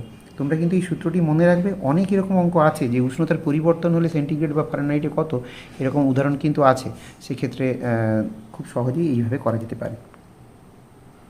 এরপর দেখো 29 দেখে যে 29-এ যে অঙ্কটা দিয়েছে, ডাক্তারি থার্মোমিটারে সর্বোচ্চ তাপমাত্রা মাপা যায় কত? 110 ডিগ্রি ফারেনহাইট। তোমরা সেটা জানো যে ডাক্তারি থার্মোমিটারের সর্বোচ্চ তাপমাত্রাটা স্কেল ডিজাইন করাই হয়েছে 110 ডিগ্রি ফারেনহাইটের জন্য। এবার 30 থেকে যে কোশ্চেন আছে কি, সেলসিয়াস এবং ফারেনহাইট স্কেলের মধ্যে সম্পর্ক। তোমরা জানো C/5 = F-32/9, C/5 = F-32/9। তো তোমরা কী করবে, একটু কোনাকুনি গুণ করে দেখো যে এদের মধ্যে কোনোটাই আসছে কি না। তাহলে আমি 9-এর সঙ্গে C গুণ করতে পারি, 9C, 5-এর সঙ্গে এখানে গুণ করলে কী হবে? 5 × M-32। তাহলে দেখো এদের মধ্যে সম্ভবত যে উত্তরগুলি আছে তার মধ্যে কোনো উত্তর এইভাবে পাচ্ছ কি না। ডি এর দাগের যে উত্তরটি আছে সেই ডি এর দাগের উত্তরে কিন্তু এটা দেওয়া আছে, তার মানে এক্ষেত্রে 30-এর দাগের উত্তরটা ডি হবে। 31 যেটা আছে, নবীকরণযোগ্য শক্তির উৎস হলো কে না, অপশান এতে দেখো সৌরশক্তি আছে, বাদবাকিগুলো ভাবারই দরকার, দেখে নাও একবার, কিন্তু ভাবার দরকার নেই, কারণ তোমরা জানো যে সৌরশক্তি হচ্ছে নবীকরণযোগ্য শক্তির উৎস। বাদবাকিগুলো একবার খনিজ তেল, কয়লা, পেট্রোল এগুলো একবার শেষ হয়ে গেলে এগুলো কখনো আর ফিরে পাওয়া যাবে না, সেই জন্য এগুলো নবীকরণযোগ্য নয়। 32-এ কী বলেছে, সূচিছিদ্র ক্যামেরার ছিদ্র যদি বড় হয় তাহলে প্রতিকৃতি কী হবে, স্পষ্ট হবে, গঠন হবে না, অপরিবর্তিত হবে, অস্পষ্ট হবে। দেখো সূচিছিদ্র ক্যামেরাতে তোমরা যখন পড়েছো তখন দেখেছো, দেখবে এইভাবে যখন কোনো বলা ছিল এটা একটা বিন্দু সদৃশ, একটা খুব সূক্ষ্ম ছিদ্র আছে, যখন আমি এখানে কোনো মোমবাতি রাখলাম তো সেক্ষেত্রে মোমবাতির কী হলো না, একটা এখানে একটা আমরা প্রতিকৃতি পেলাম। কিন্তু যখনই ছিদ্র বড় হয়ে যাবে তখন কি হবে, এইটা আর বিন্দু ছিদ্র থাকলো না, একাধিক সূক্ষ্ম সূক্ষ্ম সূক্ষ্ম সূক্ষ্ম অনেকগুলো ছিদ্র নিয়ে তৈরি হলো। এবার প্রতিটা সূক্ষ্ম ছিদ্রের জন্য যদি এখানে গিয়ে তার প্রতিকৃতি তৈরি হতে থাকে তাহলে প্রতিকৃতি কিন্তু অবশ্যই অস্পষ্ট হবে, কারণ মনে রাখবে একটা বড় ছিদ্র মানে একাধিক সূক্ষ্ম সূক্ষ্ম ছিদ্রের সমষ্টিত তৈরি, ফলে প্রত্যেকটা ছিদ্র থেকে একাধিক এরকম ছিদ্র থেকে আলো গিয়ে পড়বে এবং তার ফলে এই যে প্রতিকৃতি যেটা আছে, যেটা স্পষ্টভাবে বোঝা যাচ্ছিল সেটা কিন্তু আর এখন বোঝা যাবে না, অর্থাৎ এটা অস্পষ্ট হয়ে যাবে, অর্থাৎ ডি এর দাগে যে উত্তরটি আছে অস্পষ্ট হয়ে যাবে, ওটিই হবে উত্তর। এবার পরের কোশ্চেনে 33-এর দাগে কী বলা আছে, যে সূচিছিদ্র ক্যামেরায় সূচিছিদ্র থেকে পর্দার দূরত্ব যদি বৃদ্ধি পায় তাহলে প্রতিকৃতির আকৃতি কেমন হবে। তোমরাই দেখো, যদি এখান থেকে আমি এইটা একটা ছবিটা এঁকে একটু জাস্ট বোঝানোর জন্য এটা আঁকলাম এরকম, যখনই পর্দাকে এরকম দূরে নিয়ে যাবো, অর্থাৎ এটাকে বাড়িয়ে দাও, এই আলোটাকে আরও বাড়িয়ে দাও, এখানে এটা বাড়ালে আর এখানে এটা বাড়িয়ে দাও, তাহলে তুমি যখন এই পর্দাটাকে এখান থেকে না করে এখানে নিয়ে গেলে তাহলে দেখলে যে ছবিটা এরকম ছিল সেটা এখন এত বড় হচ্ছে, মানে প্রতিকৃতিটা যেটা দেখছি, এটা আমি বড়, এটা সূক্ষ্ম ছিদ্রের জন্য ভেবে বলছি। তাহলে অবভিয়াসলি যখনই আমরা এটাকে বাড়িয়ে দেবো, দূরের দিকে নিয়ে যাব, তখন এর প্রতিকৃতি সেইটা বড় হয়ে যাবে। তাহলে এর ক্ষেত্রে কোন উত্তরটি সঠিক হবে, এর ক্ষেত্রে বি এর উত্তরটি সঠিক হবে, যে প্রতিকৃতিটা কী হবে না, এটা বড় হবে। এর পরে দেখো কোয়েশ্চেন আছে 34-এর দাগের যে কোয়েশ্চেনটি আছে তাতে কি বলা আছে দেখো,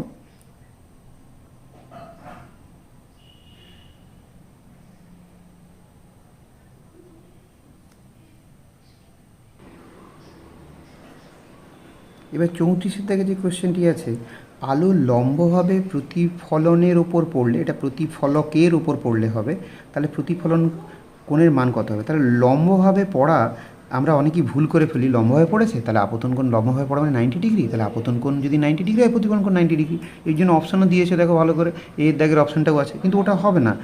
লম্ব আপতন মানে আলোকরশ্মি দর্পণের ওপরে লম্বভাবে পড়েছে।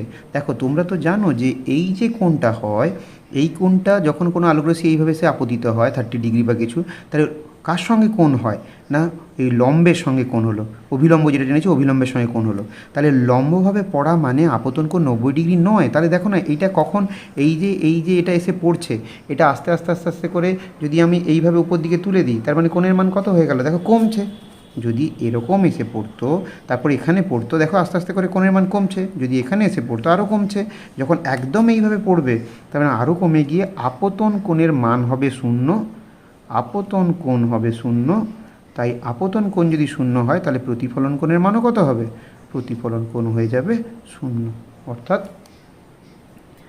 আপতন কোণ আর প্রতিফলন কোণ হলো সমান। তাহলে এই ক্ষেত্রে কোন উত্তরটি হবে, বি এর দাগের যে উত্তরটি আছে সেই বি এর দাগের উত্তরটি সঠিক হবে, আপতন কোণ আর প্রতিফলন কোণের মান যেটা আছে দুটোর মান ক্ষেত্রে এই ক্ষেত্রে 0 হবে। এরপর 35-এর দাগে একটা কোয়েশ্চেন দিয়েছে,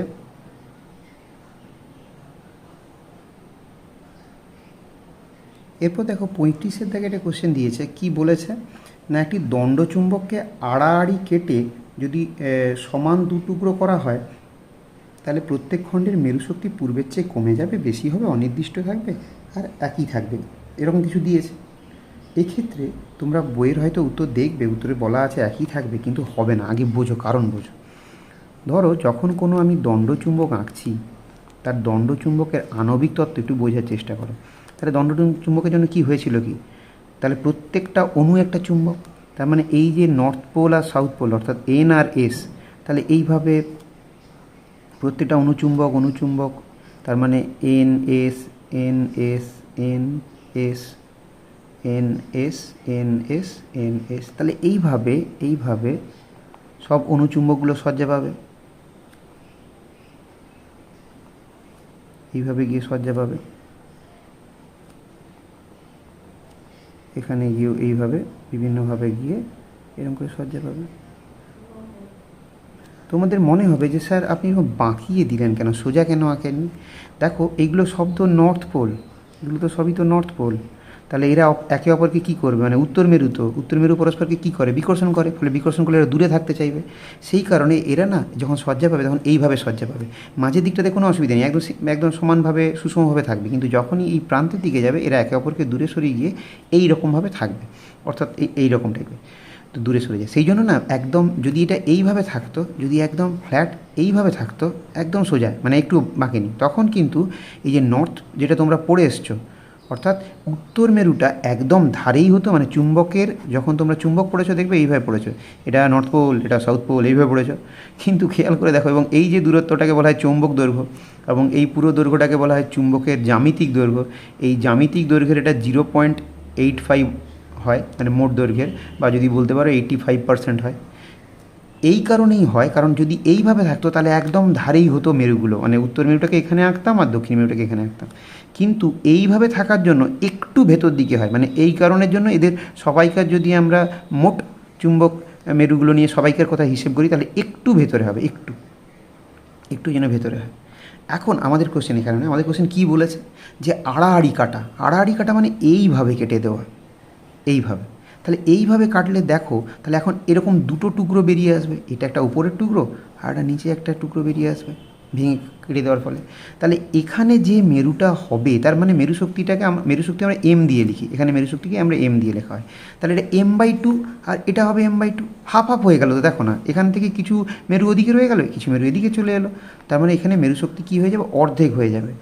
কিন্তু যদি আমরা এরকম না কেটে যদি এইভাবে কাটতাম, এইভাবে কাটতাম, তখন কি হতো, এদিকেরও মেরুশক্তি যা ছিল, হ্যাঁ এপাশে তার দৈর্ঘ্যটা কমে যাবে ঠিকই, দৈর্ঘ্যটা কমে যাবে ঠিকই, কিন্তু এক্ষেত্রেও তো এরকম সাউথ পোল নট, মানে অর্থাৎ কি না কি, সাউথ পোল মিনস দক্ষিণ মেরুগুলো, তো দক্ষিণ মেরুগুলো এইভাবে সজ্জা পেয়ে যাচ্ছিলো যেমনভাবে হয়, তখন এই ছোটো জায়গার মধ্যেই সজ্জা পাবে, দৈর্ঘ্য কমে যাবে, কিন্তু মেরুশক্তি সমান হবে। মেরুশক্তি এদিকটাতেও যা ছিল এখানেও তাই হবে, কারণ সমান পরিমাণ মেরুই এখানে আছে, এখানেও যা আছে এখানেও তাই আছে। কিন্তু যদি আমরা আড়াআড়িভাবে কাটি, তাহলে এইভাবে কাটি, তাহলে কিন্তু মেরুশক্তিটা অর্ধেক হয়ে যাবে। আর তাহলে এই কাটাটাকে কী বলে, এটাকে বলে লম্বভাবে কাটা। তাই লম্বভাবে কাটলে কিন্তু মেরুশক্তি পরিবর্তন হবে না, আড়াআড়ি কাটলে কিন্তু মেরুশক্তি আগের থেকে কমে যাবে এবং এটা অর্ধেক হয়ে যাবে। যাই হোক, উত্তরটি ভুল আছে ওখানে। তাহলে এক্ষেত্রে কম হবে, বেশি হবে, অনির্দিষ্ট হবে, তাহলে অবভিয়াসলি যেটা আছে এ দাগের উত্তরে কম হবে, এটাই হবে উত্তর। আচ্ছা, এরপরে আছে 36 দাগের কোশ্চেন। কী আছে, একটা চুম্বককে উত্তপ্ত করলে সর্বনিম্ন যে উষ্ণতায় তার চুম্বকত্ব নষ্ট হয়ে যায় তাকে বলে হচ্ছে কুড়িবিন্দু। গলনাঙ্ক, নতিবিন্দু, সন্ধি তাপমাত্রা এগুলো নয়, এটা হবে কি কুড়ি টেম্পারেচার বা কুড়িবিন্দু বলে। অর্থাৎ যে উষ্ণতায় কোনো চুম্বককে উত্তপ্ত করলে তার চুম্বকত্ব নষ্ট হয়ে যায় তাকে বলে কুড়িবিন্দু। এটা ডি এর উত্তরটা সঠিক হবে।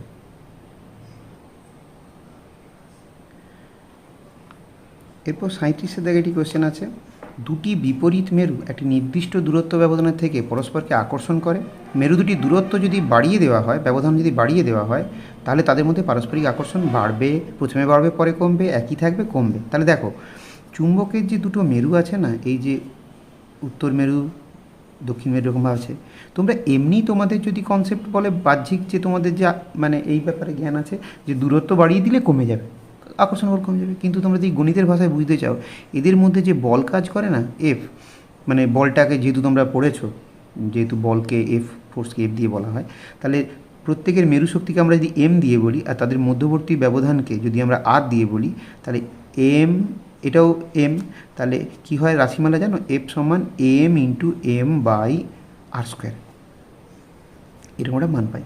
তাহলে সেক্ষেত্রে তোমরা নিজেরাই দেখো, দূরত্ব যত বাড়বে, এটা কিন্তু ব্যস্ত বর্গের সূত্র মেনে চলে, অর্থাৎ এফ প্রপোর্শনাল টু 1/r²। যত দূরত্ব বাড়বে তত এই বলের পরিমাণ কিন্তু কমে যাবে। ব্যস্তানুপাতিক সম্পর্কে ব্যস্ত বর্গের সূত্রে আছে, যত আর এর মান বাড়াবে তত বল কমে যাবে এবং কুইকলি কমবে, এরকম। অর্থাৎ তাহলে 37-এর দাগে যে উত্তরটি আছে ডি, তাহলে ডি উত্তর হবে কমবে, এটা কমবে। আচ্ছা, এরপরে দেখো 38-এর দাগে একটা কোয়েশ্চেন আছে, খুব ভালো কোয়েশ্চেন আছে। কী কোয়েশ্চেন, 38 দাগে যে কোয়েশ্চেনটি আছে বলেছে যে দৈর্ঘ্য স্থির রেখে পরিবাহী প্রস্থচ্ছেদ বাড়ালে তার রোধের মান কমে যাবে, বেড়ে যাবে, একই থাকবে, অনির্দিষ্ট থাকবে। তাহলে দেখো রোধ ব্যাপারটা কি, কোনো পরিবাহীর ভেতর দিয়ে যখন তড়িৎ প্রবাহিত হয় সে তখন তাকে কি করে, বাধা দান করে। যখন কোনো পরিবাহীর ভেতর দিয়ে তড়িৎ প্রবাহিত হয় তখন সেটাকে কি করে, রোধ হচ্ছে এমন একটা ধর্ম যার জন্য সেটাকে বাধা দান করে। এখন তার খুব শুরু হয়, আমি একটু মোটা করে তোমাদেরকে কিছু বোঝাবো বলে, এর দৈর্ঘ্য যদি এল হয় এবং এর যে প্রস্থচ্ছেদ, এই যে ক্ষেত্রফলটা, এই ক্ষেত্রফল যদি এ হয় তাহলে কোনো পরিবাহীর রোধের রাশিমালা হয় আর সমান রো ইন্টু এল বাই এ। আর মানে রোধ, রো মানে রোধাঙ্ক বা আপেক্ষিক রোধ বলে, এল মানে এর দৈর্ঘ্য, তারটা যত বড় বা ওই রোধটার দৈর্ঘ্য বলে বোঝাচ্ছে, আর এ মানে তার ক্ষেত্রফল।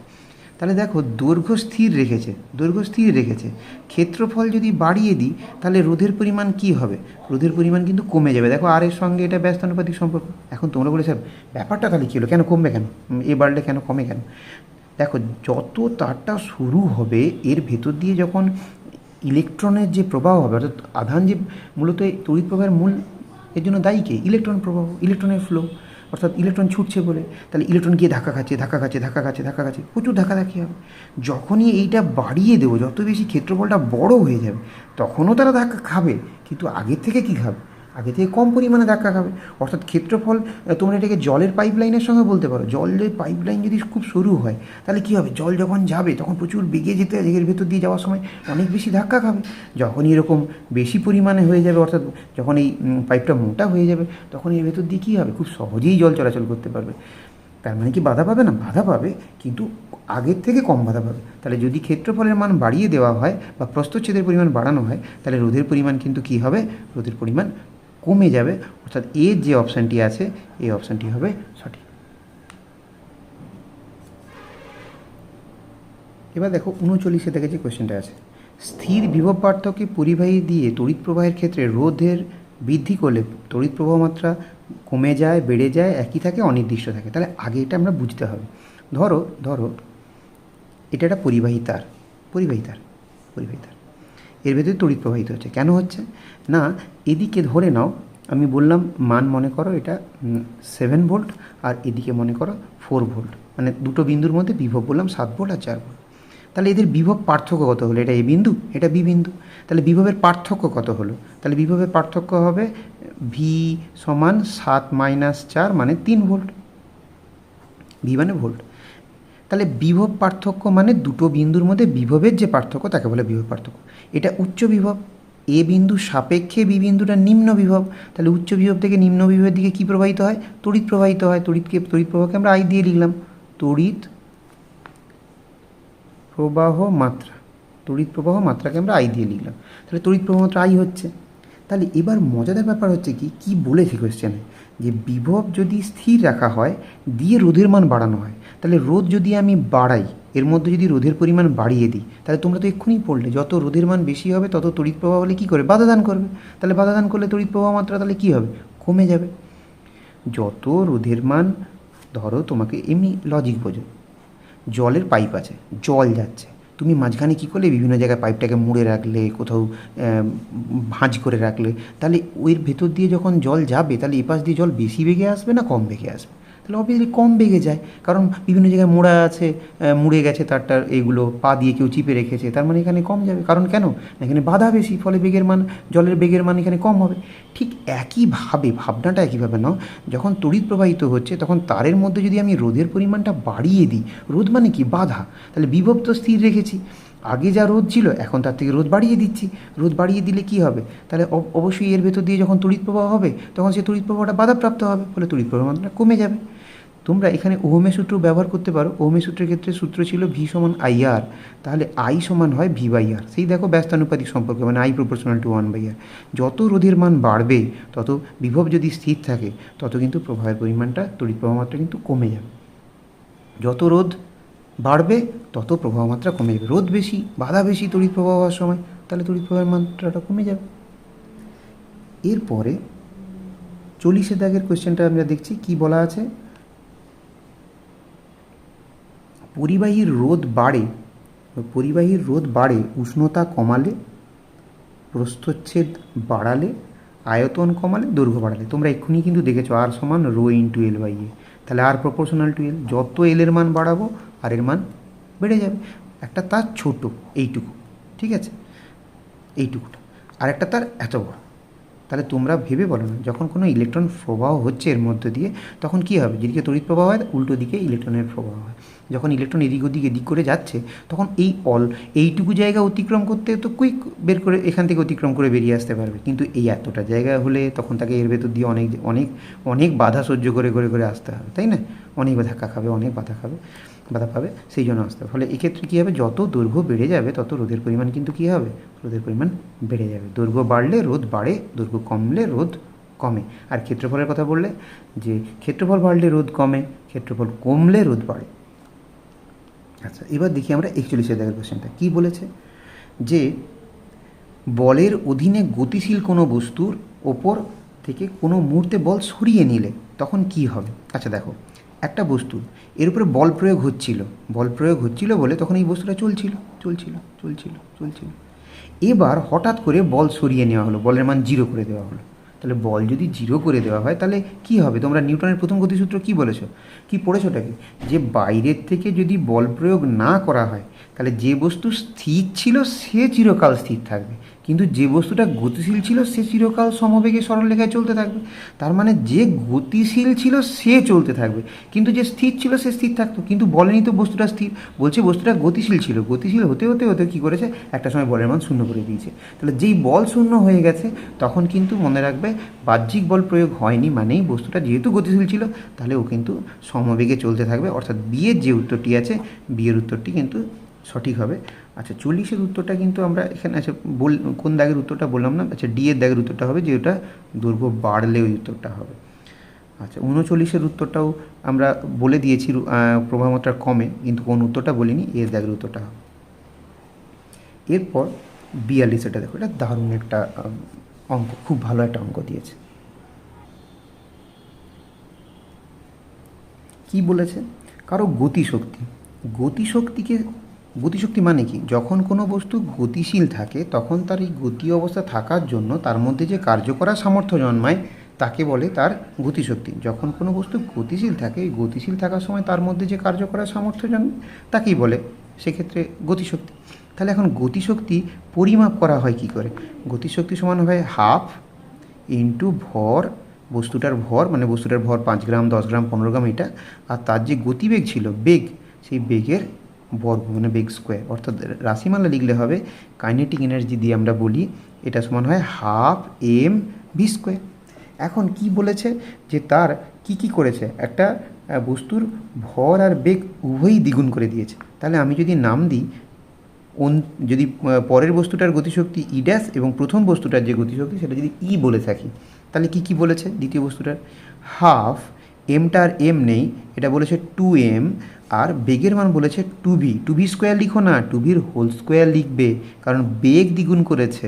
বেগের মান v ছিল, এর ক্ষেত্রে 2v করে দিয়েছে। আর প্রথমে বস্তুটার গতিশক্তি কত ছিল? 1/2 mv²। তাহলে আমরা যদি এটাকে সমাধান একটুখানি করি, এই 1/2 কেটে দিচ্ছি, তাহলে এক্ষেত্রে পাচ্ছি 2m, এটার তাহলে গুণ করলে কত পাচ্ছি? 4v²/mv²। তাহলে m কাটলো, v² কাটলো, তাহলে পেলাম কত? 8। তার মানে ই ড্যাশের মানটা হচ্ছে কত? কোনাকুনি গুণ করে দাও, তাহলে 8e। অর্থাৎ প্রথমে যে গতিশক্তি ছিল তার কত গুণ হয়ে গেল? তার হয়ে গেল 8 গুণ। অর্থাৎ 42 দাগের যে উত্তর, যে বি ছিল, সেই বি উত্তরটি সঠিক। 43 কোশ্চেনে কী বলেছে, যে বস্তুর গতিশক্তি ছাড়া বস্তুর ভরবেগ থাকতে পারে না, থাকবে কি না বলা সম্ভব না, কোনোটি নেই। দেখো, তোমরা এখনই বস্তুর গতিশক্তি ই সমান কী দেখলে? 1/2 mv²। অর্থাৎ ভর আর বেগ থাকলে তবে গিয়ে তার গতিশক্তি আমরা পাবো। এবং সংজ্ঞাতেও বললাম যে যদি কোনো বস্তু গতি অবস্থায় থাকার জন্য তার মধ্যে যে কার্য করার সামর্থ্য জন্মে তাকেই বলে গতিশক্তি। আবার ভরবেগ তোমরা কিন্তু পড়ে এসছো, ভর ইন্টু বেগ, অর্থাৎ ভরবেগ সমান ভর ইন্টু বেগ। কাকে বলে ভরবেগ? কোনো বস্তুর ভর আর বেগ, এই দুইয়ের সমন্বয়ে তার মধ্যে যে গতির, তার যে পরিমাণ তাতে গতির সৃষ্টি হয় তাকেই বলছি আমরা ভরবেগ। তাহলে ভরবেগ পরিমাপ করা হয় ভর আর বেগ দিয়ে। তাহলে তোমরা ভেবে বলো, যে যদি গতিশক্তি নাই থাকে, মানে ই যদি 0 হয়ে যায়, তাহলে গতিশক্তি নেই, তাহলে ভরবেগ কি থাকবে? তাহলে ভর তো থাকলোই, কিন্তু গতিশক্তি নেই, তার মানে তার যদি তুমি ভাবো যে তার ভর শূন্য, তাহলে ভর শূন্য হলে তাহলে ভরবেগ থাকার কোনো প্রশ্নই নেই। আবার গতিশক্তিকে শূন্য হতে গেলে তাহলে বেগকে শূন্য হতে হবে। গতিশক্তিকে শূন্য হতে গেলে ধরো কোনো একটা বস্তু, একটা পাথর পড়ে আছে স্থির, তাহলে তার বেগ শূন্য। তাহলে বেগ যদি শূন্য হয় তাহলে ইর মান কত হচ্ছে, হাফ এম। তার ভর তো আছে, কিন্তু বেগের মান শূন্য হওয়ার জন্য গতিশক্তি শূন্য হয়ে গেল। তাহলে গতিশক্তি যেহেতু তার শূন্য হলো, তুমি বলো তার বেগ যদি না থাকলো, তাহলে ভর বেগে যখন আমি বসাবো, ভর ইন্টু বেগের জায়গায় যখন শূন্য বসিয়ে দিলাম, পেলাম কি, তাহলে শূন্য। তাহলে কি হলো, কোন উত্তরটা সঠিক হবে? এই উত্তরটা সঠিক হবে, বি এর, থাকতে পারে না। এর পরের যে কোশ্চেনটা আছে, যে 44 দাগে যে কোশ্চেনটা আছে, কি 44 দাগের কোশ্চেনটা বলেছে যে বৃত্তপথে সমবেগে চলমান কোনো কণার গতি রৈখিক গতি, কম্পন গতি, পর্যায়বৃত্ত গতি না সরলদৈর্ঘ্য গতি। দেখো, যদি সরলরৈখিক গতি বলতে চাও, তাহলে এই রকম যখন কোনো নির্দিষ্ট দিকে এরকমভাবে সরল পথে চলছে, আমরা সেই গতিটাকে বলে দিচ্ছি সরল গতি। রৈখিক গতির ক্ষেত্রে স্ট্রেট লাইন বরাবর চলছে। বি যদি কম্পন হয়, তার মানে একটা জায়গায় থেকে সে কী করবে, কাঁপতে থাকবে। একটা জায়গা থেকে সে কাঁপতে থাকবে। তোমরা ড্রামকে বাজিয়ে দাও, ড্রামের পর্দাটা দেখো, তখন সেভাবে কাঁপছে। গিটারের তারকে বাজিয়ে দাও, একটু আঘাত করে দাও, দেখবে গিটারের তারটা কাঁপছে। সুরশলাকাকে ধরে ধরো কানের কাছে, দেখবে সেগুলোও কাঁপছে। তাহলে এই এই এই ধরনেরগুলো কম্পন গতি। আর সরল দোল গতি যেটা আছে, সরল দোল গতি মানে কি, কোনো বস্তুকে তুমি হালকা এরকম ভরহীন প্রায় একটা সুতো দিয়ে এরকম ভারী একটা পিণ্ডকে বেঁধে ঝুলিয়ে একটু অল্প পরিমাণ তুলে এভাবে তুমি ছেড়ে দাও, তাহলে তুমি কি দেখবে, তাহলে সে কি করছে না, একবার এদিকে যাচ্ছে আর এবার ওদিক থেকে এদিকে আসছে। এবার বৃত্তপথে যখন কোনো বস্তু ঘুরছে, সমবেগে ঘুরছে, এইটুকু বলা আছে কিন্তু, হ্যাঁ, তাহলে সমবেগে যখন ঘুরছে, তাহলে দেখো না সে সরল রেখা বরাবর যাচ্ছে, না সে সরল রেখা বরাবর যাচ্ছে, সরল রেখা বরাবর যায়নি, একটা জায়গা থেকে কাঁপেও নি, আর সরল দোল গতির মতো এদিক ওদিকও হচ্ছে না। তাহলে সে যদি বৃত্তপথে যদি ঘোরে, তার মানে যদি এরকম ঘুরতে থাকে বৃত্তপথে, তাহলে সেক্ষেত্রে তাহলে কী হবে, তাহলে দেখো এই সমবেগে ঘুরছে তো, তাহলে কোনো একটা পজিশন ধরো, এ পজিশন মানে এ বিন্দু, এখান থেকে ঘুরে আবার এখানে আসতে তার প্রত্যেকবার কী হবে, সে একই সময় আসবে, সমবেগ, অর্থাৎ এই দূরত্বটা প্রত্যেকবার অতিক্রম করতে সে একই সময় নেবে। অর্থাৎ এখান থেকে এখানে আসতে যদি 2 মিনিট লাগায়, ধরো 2 মিনিট লাগালো, পরবর্তী আবার এখান থেকে এখানে আসতে সে 2 মিনিটই সময় লাগাবে, কারণ একই বেগে যাচ্ছে, ফলে এই একই পদ অতিক্রম করতে সে কী করবে, একই সময় নেবে। যদি কখনো বস্তু এইভাবে নির্দিষ্ট সময় অন্তর অন্তর সে ঘুরে আসে বা একটা পথ অতিক্রম করে, তখন তাকে বলা হয় কি, পর্যায়বৃত্ত গতি। পর্যায়বৃত্ত গতি।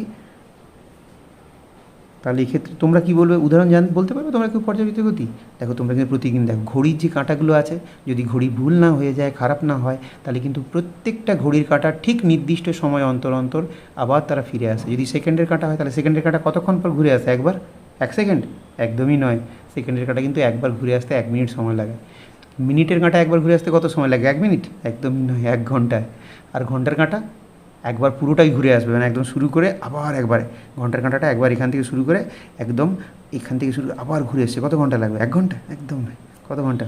12 ঘন্টা। আমাদের এখানে দেখবে ঘড়িগুলোতে 12 ঘন্টা আছে। হ্যাঁ, তর্ক করলে অবশ্যই রেলের ঘড়িগুলোতে 24 ঘন্টা আছে। তাহলে সেক্ষেত্রে যেখানে 24 ঘন্টা আছে, তাহলে ওর ক্ষেত্রে তখন 24 ঘন্টা সময় লাগবে। এর পরের কোশ্চেন আছে, মৌলের সর্বোচ্চ যোজ্যতার মান কত? একটা মৌলের সর্বোচ্চ যোজ্যতা ম্যাক্সিমাম এখানে যেটা আছে 45 এর কোশ্চেনে, সেটা কিন্তু 8 হবে, 8, অর্থাৎ বি এর দাগের উত্তরটা হবে। এবার দেখো এই যে কোশ্চেনটি আছে, Zn প্লাস H2SO4 সমান ZnSO4 প্লাস H2, বলা আছে বিক্রিয়াটি কীরকম ধরনের রাসায়নিক বিক্রিয়া, বিয়োজন বিক্রিয়া, বিনিময় বিক্রিয়া, প্রতিস্থাপন বিক্রিয়া আর প্রত্যক্ষ সংযোগ বিক্রিয়া। তার আগে এইগুলো একটু ধারণা করে নাও যে প্রত্যক্ষ সংযোগ বিক্রিয়াটা, বিয়োজন বিক্রিয়া, এগুলো কাকে কাকে বলছে। ধরো প্রথমে আছে বিয়োজন বিক্রিয়া। তাহলে বিয়োজন বিক্রিয়া যেটা আছে, সেই বিয়োজন বিক্রিয়াটা কাকে বলবো না, যে রাসায়নিক বিক্রিয়ায় তাপ, তড়িৎ বা কখনো কখনো আলোর প্রয়োজন হতে পারে, এর ফলে একটা যৌগ ভেঙে একাধিক যদি কখনো কোনো যৌগ পরিণত হয়, তখন আমরা তাকে বলতে পারি বিয়োজন বিক্রিয়া।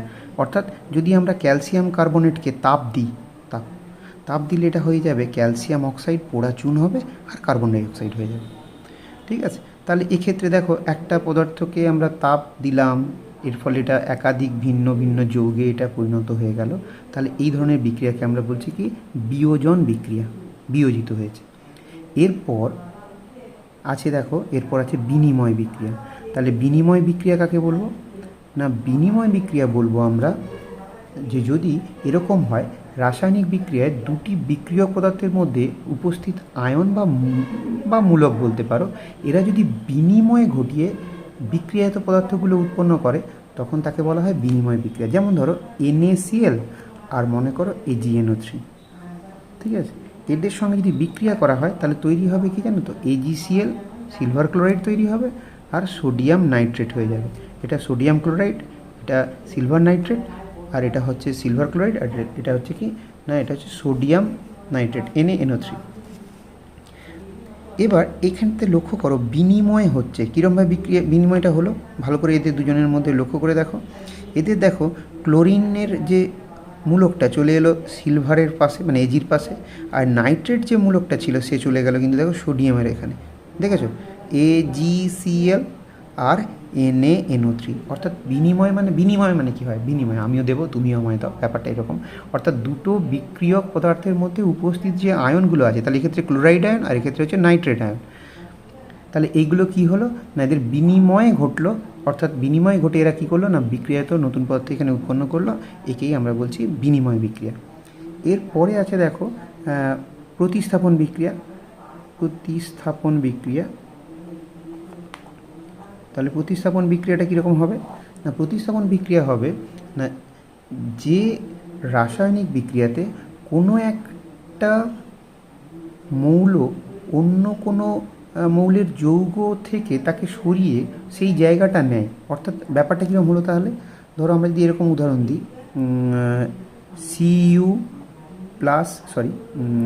Fe+CuSO4 মানে অর্থাৎ লোহার সঙ্গে কপার সালফেটের একটা বিক্রিয়া হচ্ছে, তাহলে হলো কি না FeSO4+Cu। ব্যাপারটা তাহলে কী হচ্ছে না, যে রাসায়নিক বিক্রিয়ায় কোনো একটি মৌল অন্য মৌলের যৌগ থেকে, তাহলে অন্য মৌলের যৌগ বলতে তামা বা কপার মৌলের যৌগ আছে, এটা কপার সালফেট, এখানে Fe মৌলটা করলো কি না, Fe মৌলটা কী করলো না, ওকে সরিয়ে সেই জায়গাটায় ও বসে গেল, দেখো Fe ওই জায়গাটা নিয়ে নিয়েছে, তখন সেই রকম বিক্রিয়াকে বলছি প্রতিস্থাপন বিক্রিয়া। বিনিময়ের সঙ্গে প্রতিস্থাপন গুলিয়ে ফেলো না, বিনিময় কিন্তু একজন দেবে অন্যজনও কিন্তু পাবে, এখানে কিন্তু যা হলো ওকে সরিয়ে বসে গেল, এটা হচ্ছে প্রতিস্থাপন বিক্রিয়া।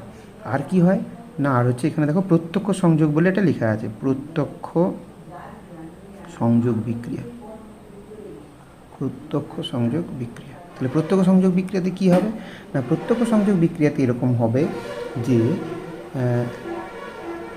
বিক্রিয়ক পদার্থগুলি যদি মৌলিক পদার্থ হয় এবং তাদের বিক্রিয়াজাত যে পদার্থগুলো হবে ওই মৌলের সংযোগে তৈরি কোনো উৎপন্ন যৌগ, যেমন উদাহরণ দিচ্ছি, ধরো ম্যাগনেসিয়ামের সঙ্গে অক্সিজেনের বিক্রিয়া হলো, দিয়ে হয়ে গেল কি ম্যাগনেসিয়াম অক্সাইড, এগুলো ব্যালেন্স করার জন্য সামনে দিয়েছি। কার্বনের সঙ্গে বিক্রিয়া করে অক্সিজেন তৈরি করলো কি না কার্বন ডাইঅক্সাইড, সালফারের সঙ্গে অক্সিজেন বিক্রিয়া করে করলো কি সালফার ডাইঅক্সাইড। এইগুলো অর্থাৎ দেখো এরা কিন্তু প্রত্যেকেই মৌল, এরা যুক্ত হয়ে গিয়ে তখন কিন্তু ওই মৌলগুলোরই যৌগ তৈরি করেছে, সেই জন্য এগুলো হচ্ছে প্রত্যক্ষ সংযোগ। তাহলে আমাদের উত্তরটা কী হবে, জিঙ্ক প্লাস H2SO4 সমান ZnSO4 প্লাস H2। তাহলে আমাদের হচ্ছে কি, তাহলে জিঙ্কটা দেখো হাইড্রোজেনকে সরিয়ে তার জায়গাটা নিয়ে নিয়েছে, তার মানে আমাদের কোন বিক্রিয়াটা আছে, প্রতিস্থাপন বিক্রিয়া। অর্থাৎ সি এর দাগের যে উত্তরটি আছে সেই সি এর দাগের উত্তরটা কিন্তু সঠিক হবে। এরপরে আমরা শূন্যস্থান পূরণগুলো করব। একের দাগে শূন্যস্থান পূরণে কী আছে, একের দাগে শূন্যস্থান পূরণে দেহের তাপমাত্রা বেড়ে গেলে মানুষের ড্যাশ ব্যাস বেড়ে যায়, মানুষের রক্তনালীর ব্যাস বেড়ে যায়, রক্তনালীর হবে ওর উত্তর। কারণ যখনই তাপমাত্রা বাড়বে তার সঙ্গে সঙ্গে কী হবে না, যাতে তাপটা ছড়িয়ে পড়তে পারে সহজে, সেই জন্য রক্তনালীর ব্যাস বেড়ে গেলে তাহলে সহজেই রক্তটা ফ্লো হতে পারবে নালীর ভেতর দিয়ে, ওর ব্যাস বেড়ে যাবে। এটা একের দাগের উত্তর। দুইয়ের দাগের যে উত্তর আছে, ফুটন্ত জলের তাপমাত্রা ড্যাশ থার্মোমিটার দ্বারা মাপা যায় না, তাহলে ফুটন্ত জলের যে তাপমাত্রাটা হয় সেটা ড্যাশ থার্মোমিটার দ্বারা মাপা যায় না, ওটা হবে ডাক্তারি থার্মোমিটার যে আছে সে ডাক্তারিতে। কেন ডাক্তারি থার্মোমিটার মাপা যায় না, তোমরা এর আগের MCQতেই করে এসছো যে 110 ডিগ্রি ফারেনহাইট হয়, আর সেক্ষেত্রে ফুটন্ত জলের উষ্ণতা 100 ডিগ্রি সেন্টিগ্রেড বা 212 ডিগ্রি ফারেনহাইট, তার মানে অবশ্যই ডাক্তারি থার্মোমিটারকে ডোবালে তাহলে এই ডাক্তারি থার্মোমিটার কিন্তু ভেঙে যাবে বা ফেটে যাবে, পারদ এতটাই প্রসারিত হবে যেটা ফেটে যাবে। এরপর আছে বিভিন্ন বর্ণের আলোর ড্যাশ বিভিন্ন হওয়ায় বর্ণালী দেখা যায়। কারণ তোমরা দেখে এসছো বা আমরা একটু আগে বলে এসেছি, তার মান হয় কি না চ্যুতি। মনে করে দেখো, আমরা এই কথাটা বলেছিলাম যে আলো যাওয়ার পর, আলো এখানে পড়ার পর এই যে 7টা বর্ণের আলো যে ভেঙে গেছে তাদের চ্যুতি আলাদা হয় বলে, এই জন্য মানে এই যে আলো চ্যুতি মানে কি না, আলো পড়লো, সোজা যাওয়ার কথা ছিল, না গিয়ে আলো গিয়ে প্রত্যেকটা দেখো এরকম করে বেঁকে গেছে। তাহলে যে পথে যাওয়ার কথা ছিল সে পথে না গিয়ে আলো বেঁকে গেছে, এই বেঁকে যাওয়াটাকেই তো বলছি আমরা চ্যুতি। তাহলে প্রত্যেকের কী আলাদা হয়, চ্যুতি আলাদা হয়, ডেল্টা চ্যুতি আলাদা হলে তখনই এটা হয়। আচ্ছা, এরপর আমরা 4 দাগের কোয়েশ্চেনটা দেখি। বস্তু দূরত্ব ঠিক রেখে ক্যামেরার দৈর্ঘ্য যদি বাড়াই তাহলে প্রতিকৃতি কি হবে, তাহলে প্রতিকৃতি কিন্তু বড় হয়ে যাবে। যদি আমরা দেখিয়েছিলাম যে যদি ক্যামেরার দূরত্ব বাড়িয়ে দেওয়া হয়, তাহলে এখানে একটা মোমবাতি আছে, সামনে এইভাবে একটা পিন হোল আছে, মানে ছিদ্র আছে, তার মানে এখান থেকে আলো গিয়ে যখনই আমরা যত দূরের দিকে যাব, খেয়াল করে দেখো, তুমি যদি পর্দা এখানে ধরো তাহলে প্রতিকৃতি সাইজ এইভাবে, যদি পর্দা এখানে নিয়ে চলে আসো দেখো কত বড় সাইজ হয়ে গেল। তার মানে অবভিয়াসলি যত পর্দা সরাবো, অর্থাৎ যত ক্যামেরার দৈর্ঘ্য বেড়ে যাবে, তার মানে প্রতিকৃতির মান কিন্তু তখন বড় হয়ে যাবে। আচ্ছা, এর পরের যে কোশ্চেন আছে 3 দাগে যে কোশ্চেনটি আছে, বিভিন্ন বৈদ্যুতিক সরঞ্জাম, সরি 3 নয় 5, যে বৈদ্যুতিক সরঞ্জাম কেনার সময় ড্যাশ চিহ্ন দেখে কেনা উচিত। তাহলে কী চিহ্ন দেখে কেনা উচিত বলে তোমাদের মনে হয়? এই চিহ্নটির নাম হচ্ছে আইএসআই বলে একটি চিহ্ন হয়, সেই চিহ্নটা দেখে কেনা উচিত। এবং তোমরা দেখেছো, দেখবে এরকম থাকবে এরকম দেখতে হয় তারপর এটাকে এসটা এইভাবে সুন্দর দেখতে হয়, বেশ এইভাবে যায় এবং লাস্টে গিয়ে এই এসের নিচে একটা আই থাকে এর গোলের মধ্যে, মনে করে দেখো এইরকম টাইপের দেখতে হয়, আইএসআই এরকমভাবে থাকে। তো এই আইএসআই এর যদি পুরো নাম জানতে চাও তাহলে এর পুরো নাম হচ্ছে ইন্ডিয়ান স্ট্যান্ডার্ডস ইনস্টিটিউশন।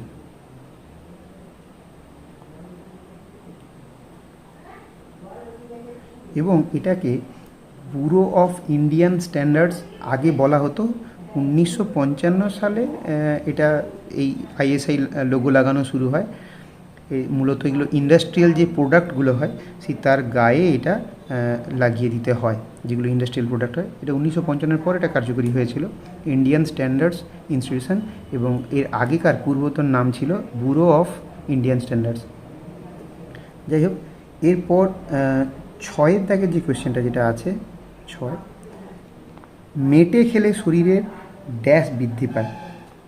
অ্যাকচুয়ালি মেটেতে থাকে ভিটামিন বি থাকে, ভিটামিন সি থাকে, আয়রন থাকে, আর পটাশিয়াম থাকে, আর থাকে ফসফরাস থাকে, আর কপার থাকে অল্প পরিমাণ, রাইবোফ্লাভিন থাকে, ইত্যাদি থাকে। এদের মধ্যে বেশি পরিমাণ কিন্তু অনেক ভিটামিন বি তো পাওয়া যায়ই। কেউ যদি ভিটামিন বির পরিমাণ বৃদ্ধি পায় লেখো, তার থেকে মৌলের নামটা বলাটাই বেটার হবে, সেক্ষেত্রে আয়রন বলাটা বেশি ভালো হবে।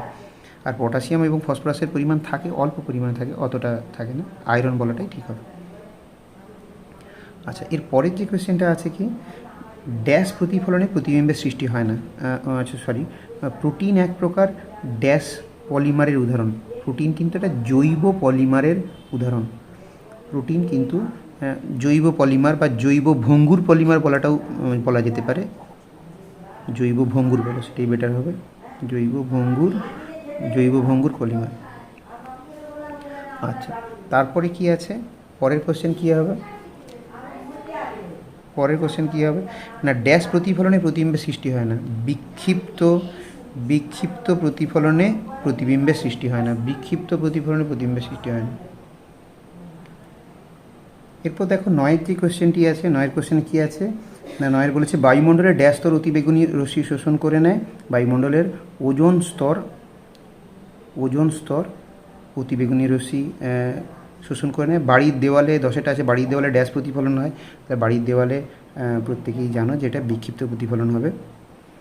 আচ্ছা, আর কি আছে পরের কোশ্চেনে, যে হিলিয়াম গ্যাসের অণুতে পরমাণু সংখ্যা কত না, হিলিয়াম গ্যাসে পরমাণুর সংখ্যা 11-র ক্ষেত্রে হবে 1টি, কারণ হিলিয়াম হচ্ছে এক পরমাণুক অণু, ওর অণুতে একটাই পরমাণু থাকে।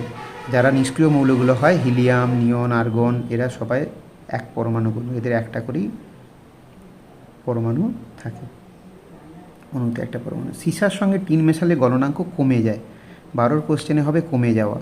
কারণ তোমরা কিন্তু যেহেতু পড়েছো তড়িৎ প্রবাহের তাপীয় ফল পড়েছো, সেখানে কিন্তু ছিলই যে যখনই টিন আর সীসা দিয়ে সংকর ধাতু তৈরি হয় ফিউজ তার তৈরি হয়। ফিউজ তার তোমরা মনে করো, তোমরা জানো ফিউজ তার তৈরি হয়।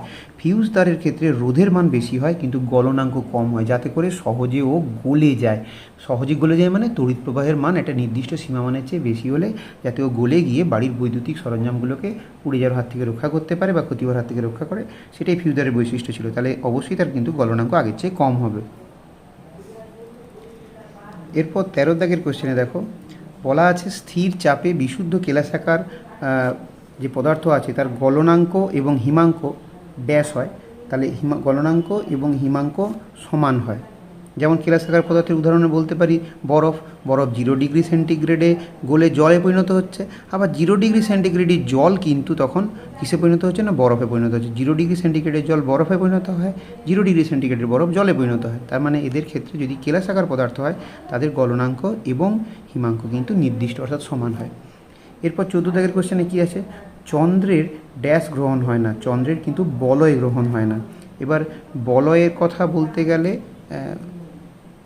তোমরা দেখবে স্ক্রিনে একটা ছবি আসবে, সেখান থেকে দেখতে পাবে যে বলয় গ্রহণের ব্যাপারটা কীরকম হয়। চন্দ্র যেহেতু কী হয়, সূর্য থাকে, সূর্য আর পৃথিবী তো থাকে, পৃথিবীর তো সাইজ চন্দ্রের থেকে খুব বড়, ফলে পুরো ছায়াটাই এইভাবে ঢাকা পড়ে যাবে, এইভাবে ঢাকা পড়ে যায়। ফলে কখনোই চন্দ্রের বলয় গ্রহণ হবে না, কিন্তু সূর্যের ক্ষেত্রে বলয় গ্রহণ হতে পারে। তো যাই হোক, আমি এর বলয় গ্রহণ যদি সূর্যের বলয় গ্রহণের ছবি দেওয়া যেতে পারে, দেখানো যেতে পারে, কিন্তু কখনো চন্দ্রের বলয় গ্রহণ হবে না। আচ্ছা,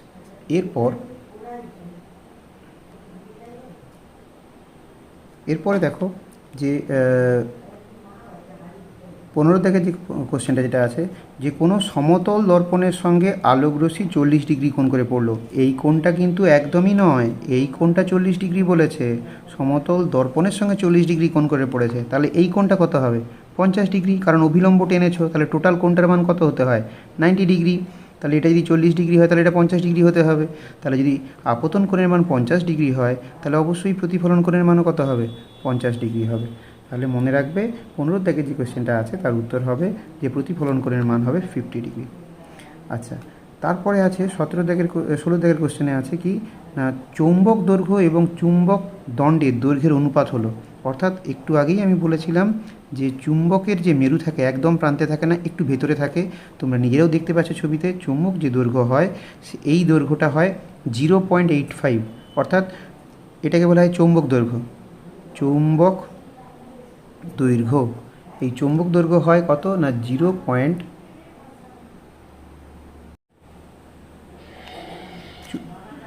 চৌম্বক দৈর্ঘ্য কত হচ্ছে না 0.85 ইন্টু জ্যামিতিক দৈর্ঘ্য। জ্যামিতিক দৈর্ঘ্য অর্থাৎ কার জ্যামিতিক দৈর্ঘ্য না, এই যে চুম্বকটা আছে এই দণ্ডচুম্বকের জ্যামিতিক দৈর্ঘ্য। তার মানে 0.85 মানে আমি কি লিখতে পারি যে তাহলে এদের অনুপাতটা যেটা হবে মানে চৌম্বক দৈর্ঘ্য আর জ্যামিতিক দৈর্ঘ্যের যে অনুপাতটা হবে, এই যে অনুপাতটা যেটা হবে, তাহলে অনুপাতটা হবে 0.85। তার মানে কী হতে পারে? 85/100 হতে পারে। তোমরা কেটে দাও, 17×5 = 85 হবে, এটা 20-তে 100 হবে, তার মানে 17/20। তার মানে অনুপাতটা হবে 17:20। এটা হবে অ্যান্সার। এরপরের যে কোয়েশ্চেনটি আছে যে কোনো চুম্বককে আঘাত করলে তার চুম্বকত্ব কি হয়? চুম্বকত্ব হ্রাস পাবে, একে বলে বিচুম্বকন। মানে এই পদ্ধতিটাকেই বলা হয় বিচুম্বকন। অর্থাৎ চুম্বকত্ব কি হবে? চুম্বকত্ব কিন্তু হ্রাস পাবে। আচ্ছা, আর কি হবে? বা কমে যাবে, তুমি বলতে পারো, কমে যাবেও বলতে পারো, অসুবিধা নেই। আচ্ছা, হ্রাস পায়। তারপরের কোশ্চেন তাহলে কি আছে? 18 দাগে যে কোশ্চেনটা আছে, 18 দাগে বলয় আকৃতি, অর্থাৎ এইভাবে বলয়, এই বলয় এর কোনো চুম্বকের মেরু থাকে না। বলয় আকৃতি চুম্বকের মেরু থাকে না। আচ্ছা, তাহলে এখানে মেরু থাকে না হবে উত্তরটা, মেরু থাকে না। তারপরে 19 দাগে যে কোশ্চেনটা আছে, 19 দাগের কোশ্চেনটা কী আছে না, মুক্ত ইলেকট্রনগুলি পরমাণুর ড্যাশ কক্ষপথে থাকে। এরা কিন্তু সর্ববহিস্থ অর্থাৎ একদম বাইরের দিকে যে কক্ষপথে থাকে, অর্থাৎ কোনো নিউক্লিয়াসের চারিদিকে বিভিন্ন যে কক্ষপথগুলি এঁকেছ তাহলে জানো তোমরা বিভিন্ন কে কক্ষপথ এল কক্ষপথ এরকম সব থেকে বাইরের কক্ষের যে ইলেকট্রনগুলো আছে তাদেরকেই বলা হবে, বাইরের কক্ষে যে ইলেকট্রনগুলো আছে সেগুলোকেই বলা হচ্ছে মুক্ত ইলেকট্রন, তারাই হবে, ওরাই মুক্ত ইলেকট্রন হবে। আচ্ছা, এরপর কোয়েশ্চেন হচ্ছে কি, তড়িৎ বর্তনী যে অংশে অন্য শক্তি তড়িৎ শক্তিতে রূপান্তরিত হয় সেই অংশে ড্যাশ থাকে, সেই অংশে থাকে তড়িৎ চালক বল, তড়িৎ চালক বল। অর্থাৎ ওই জায়গাগুলোতে যেখানে, আবারও দেখো ভালো করে, যেখানে অন্য শক্তি তড়িৎ শক্তিতে রূপান্তরিত হবে সেখানে অবশ্যই থাকবে তড়িৎ চালক বল। তড়িৎ চালক ব্যাটারি তড়িৎ চালক বল, তোমরা এইভাবে ব্যাটারিকে সিম্বল দিয়ে তোমরা আঁকতে শিখেছো, এগুলো এটা বাল্বের সিম্বল এঁকেছো আর এটাতে সুইচের ছবি এঁকেছো। তার মানে ভাবো তাহলে এখানে কি হচ্ছে, এখানে এই যে ব্যাটারিটা এঁকেছি তাহলে ব্যাটারি তড়িৎ চালক বল হয়, জানো তড়িৎ চালক বলের মান হয় 1.5 ভোল্ট নির্জল কোষের ক্ষেত্রে, তোমরা পড়েছো সেগুলো। তাহলে সেক্ষেত্রে তড়িৎ শক্তি যেটা অন্য শক্তি তড়িৎ শক্তিতে যেখানে রূপান্তরিত হবে সেখানে থাকবে তড়িৎ চালক বল, অর্থাৎ ই দিয়ে আমরা ওকে লিখি। এরপরে কোশ্চেন আছে তাপমাত্রা বাড়ালে কার্বনের রোধ কী হয়। তাপমাত্রা বাড়ালে কি হয়, কার্বনের রোধের মান কমে যায়। তাপমাত্রা বাড়ালে কার্বনের যে রোধ আছে কার্বনের রোধ কিন্তু কমে। কেন কমে না, ওই কার্বনের ক্ষেত্রে যত উষ্ণতা বাড়াবো ওর কিন্তু মুক্ত ইলেকট্রনের সংখ্যা বাড়বে। উষ্ণতা বাড়ালে কার্বনের ক্ষেত্রে কি হবে, যত উষ্ণতা বাড়াবো তত কার্বনের তড়িৎ পরিবাহিতা বৃদ্ধি পাবে, অর্থাৎ বেশি পরিমাণে তড়িৎ পরিবহন করতে পারবে, ইলেকট্রনের সংখ্যা বেড়েছে, তড়িৎ পরিবহন সহজে করতে পারবে, ফলে রোধের মান কিন্তু কমে যাবে। আচ্ছা, নিম্ন বিভব থেকে উচ্চ বিভবের দিকে ড্যাশ প্রবাহিত হয়। একটু আগে এটা বলেছিলাম তারের ক্ষেত্রে, 21 দাগের কোশ্চেনের ক্ষেত্রে কি হয়, তাহলে উচ্চ বিভব থেকে নিম্ন বিভবের দিকে কে প্রবাহিত হয়, উচ্চ থেকে নিম্ন বিভবে তড়িৎ প্রবাহিত হয়, কিন্তু নিম্ন বিভব থেকে উচ্চ বিভবের দিকে কে প্রবাহিত হবে না, ইলেকট্রন ফ্লো হবে। আচ্ছা, তোমরা এখানটাতেই দেখো, এটাতেই দেখো, এটা প্লাস, এটা কী আছে মাইনাস। আমি যখনই সুইচ অন করে দেবো সঙ্গে সঙ্গে কী হবে, তোমরা বলে তড়িৎ প্রবাহ স্যার প্লাস থেকে মাইনাসের দিকে হবে, ঠিক আছে, প্লাস থেকে মাইনাসের দিকেই হবে। কিন্তু মাইনাস মানে কি, এখানে প্রচুর পরিমাণে ইলেকট্রন জমা আছে, আর প্লাস মিনস এখানে কিন্তু ইলেকট্রনের ঘাটতি অনেক আছে। তার মানে যখনই এটা করবো সঙ্গে সঙ্গে মাইনাস যে ইলেকট্রনগুলো আছে এদিকে প্লাস এই তড়িৎ ক্ষেত্রে একটা পাবে ওখানে, তার ফলে ওরা এদিক থেকে এদিকে আসবে, এদিকে সেইটা পূরণ করতে ছুটে আসবে। মাইনাস সবসময় প্লাসের দিকে যাবে, এখানে ফাঁকা আছে না, ইলেকট্রনের ঘাটতি আছে না, পূরণ করতে যাবে। তার মানে তড়িৎ প্রবাহ দেখো এই মাইনাস থেকে এখন প্লাসের দিকে হচ্ছে, এই ইলেকট্রনের প্রবাহ। আর তড়িৎ প্রবাহ কোন দিক থেকে হচ্ছে, প্লাস থেকে মাইনাসের দিকে। তাহলে তড়িৎ প্রবাহ প্লাস থেকে মাইনাসের দিকে আর ইলেকট্রনের প্রবাহ হবে মাইনাস থেকে প্লাসের দিকে। অর্থাৎ এক্ষেত্রে আমরা যেটা বলবো, উচ্চ বিভব, তাহলে এটা নিম্ন বিভব, তাহলে নিম্ন বিভবের থেকে উচ্চ বিভবের দিকে কারা যাবে না, ইলেকট্রন ফ্লো হবে। কারণ সবসময় যে মাইনাস থেকে প্লাসের দিকে এটা বলবো না, কারণ ধরো এই দুটো পয়েন্ট বললাম, এখানে বিভব যদি অন্য কোনো রোধ দিয়ে দেওয়া হয়, যদি রোধ দেওয়া হয়, এখানে আরও একটা বাল্ব দেওয়া হয়, তাহলে এখানে রোধের মান, এখানে বিভবের মান কিন্তু শূন্য নয়, বিভবের মান এইটার সাপেক্ষে কম হবে, মানে এই বিন্দুর সাপেক্ষে কম হবে, ফলে নিম্ন বিভব থেকে উচ্চ বিভবের দিকে ইলেকট্রনের ফ্লো হবে। এর পরের কোশ্চেন আছে, দেখো কি আছে, তাহলে আমাদের আচ্ছা 21 হচ্ছে কমে বলা হলো না। আচ্ছা 20 দাগের কোশ্চেনের তড়িৎ চালক বল, এটা 19 নয়। আচ্ছা এখানে এইটার আর 18 দাগের কোশ্চেনে বলে ছিল 19-এর জন্য। আচ্ছা কোশ্চেনগুলো একটু এলোমেলো হয়ে গেছে, সাজিয়ে নেবে। যে তাহলে নিম্ন বিভব থেকে 22 দাগের কোশ্চেন হবে, নিম্ন বিভব থেকে উচ্চ বিভবের দিকে কে প্রবাহিত হবে, ইলেকট্রন প্রবাহিত হবে। কয়লা ডিজেল পুড়িয়ে যে বিদ্যুৎ তৈরি করা হয় তাকে ড্যাশ বলে, তাকে কিন্তু বলে তাপ বিদ্যুৎ, কারণ ওগুলো পুড়িয়ে তাপ পাওয়া যায়, তাপের সাহায্যে বিদ্যুৎ তৈরি হয়। সেই জন্য 23-এর দাগে যে কোশ্চেনটা আছে, 23-এর দাগে যে কোশ্চেনটি আছে ওটা হবে তাপ বিদ্যুৎ। আচ্ছা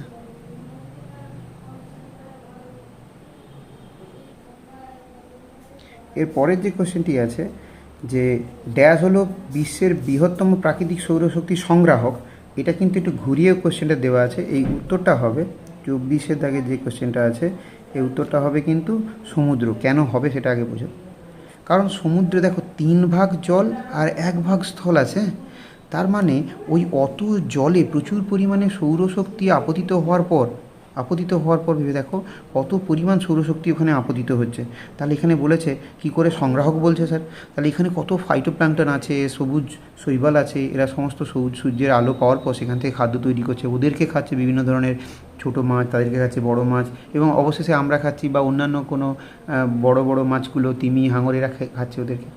ফলে দেখো যে এই ব্যাপারটা কত ভেবে দেখো একবার, 3 ভাগ জল 1 ভাগ স্থল, মানে কত পরিমাণ জল আছে। এবং ফলে যত সৌরশক্তি পড়ছে আমাদের আপাত দৃষ্টিতে মনে হতে পারে স্যার কত গাছপালা আছে, তারা তো স্যার সৌরশক্তিকে আবদ্ধ করে গাছ খাদ্যের মধ্যে আবদ্ধ করছে। না, এই উদ্ভিদ, এখানে যে জল সমুদ্র যেটা আছে সেই সমুদ্র হবে উত্তর, কারণ সমুদ্রেই প্রচুর পরিমাণে ফাইটোপ্ল্যাঙ্কটন এই সৌরশক্তিকে আবদ্ধ করছে। এর পরের যে কোয়েশ্চেনটি আছে যে নিউটনের ড্যাশ গতিসূত্রকে জার্ঢে সূত্র বলে। নিউটনের প্রথম গতিসূত্রকে জার্ঢ বলা হয়, এবং তোমরা জার্ঢে সূত্র বলা হয় প্রথম গতিসূত্র। প্রথম গতিসূত্রে বলা ছিল না, বাইরের থেকে বল প্রয়োগ না করলে স্থির বস্তু চিরকাল স্থির থাকবে, গতিশীল বস্তু চিরকাল সমবেগে সরলরেখায় চলতে থাকবে। তার মানে যত পদার্থের না ভর বাড়বে, যত ভর বাড়বে তাকে গতিশীল করতে গেলে অধিক পরিমাণে তখন বল লাগবে। আবার উল্টোটা, সে যদি গতিশীল থাকে তাকে থামাতে গেলেও কিন্তু অধিক পরিমাণে বলের প্রয়োজন হবে। কারণ তোমরাই ভাবো, একটা ছোট যদি তুমি প্লাস্টিকের বলকে ছোঁড়ো, তার জন্য যে পরিমাণ তাকে থামাতে, যে পরিমাণ বল প্রয়োগ করতে হয়, একটা ফুটবলকে বল প্রয়োগ তার থেকে বেশি করতে হবে, তবেই সে গতিশীল হবে।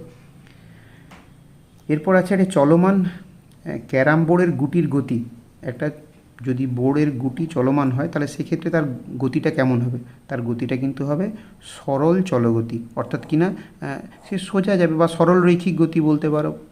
মানে অর্থাৎ নির্দিষ্ট দিকে, ক্যারামের গুটি দেখেছো নিশ্চয়ই, একটা বোর্ডের মধ্যে যখন ক্যারাম খেলা হয় তখন কী করা হয় না, ক্যারাম গিয়ে স্ট্রাইক করে আবার এখানে স্ট্রাইক করলো, তাহলে এর মাঝখানে ও কিন্তু এরকম বেঁকে যাবে না কখনো, ও গেলে যে পথটাতে যাবে সব সময় সোজা যাবে। অর্থাৎ এটা সরল চলগতি বলবে।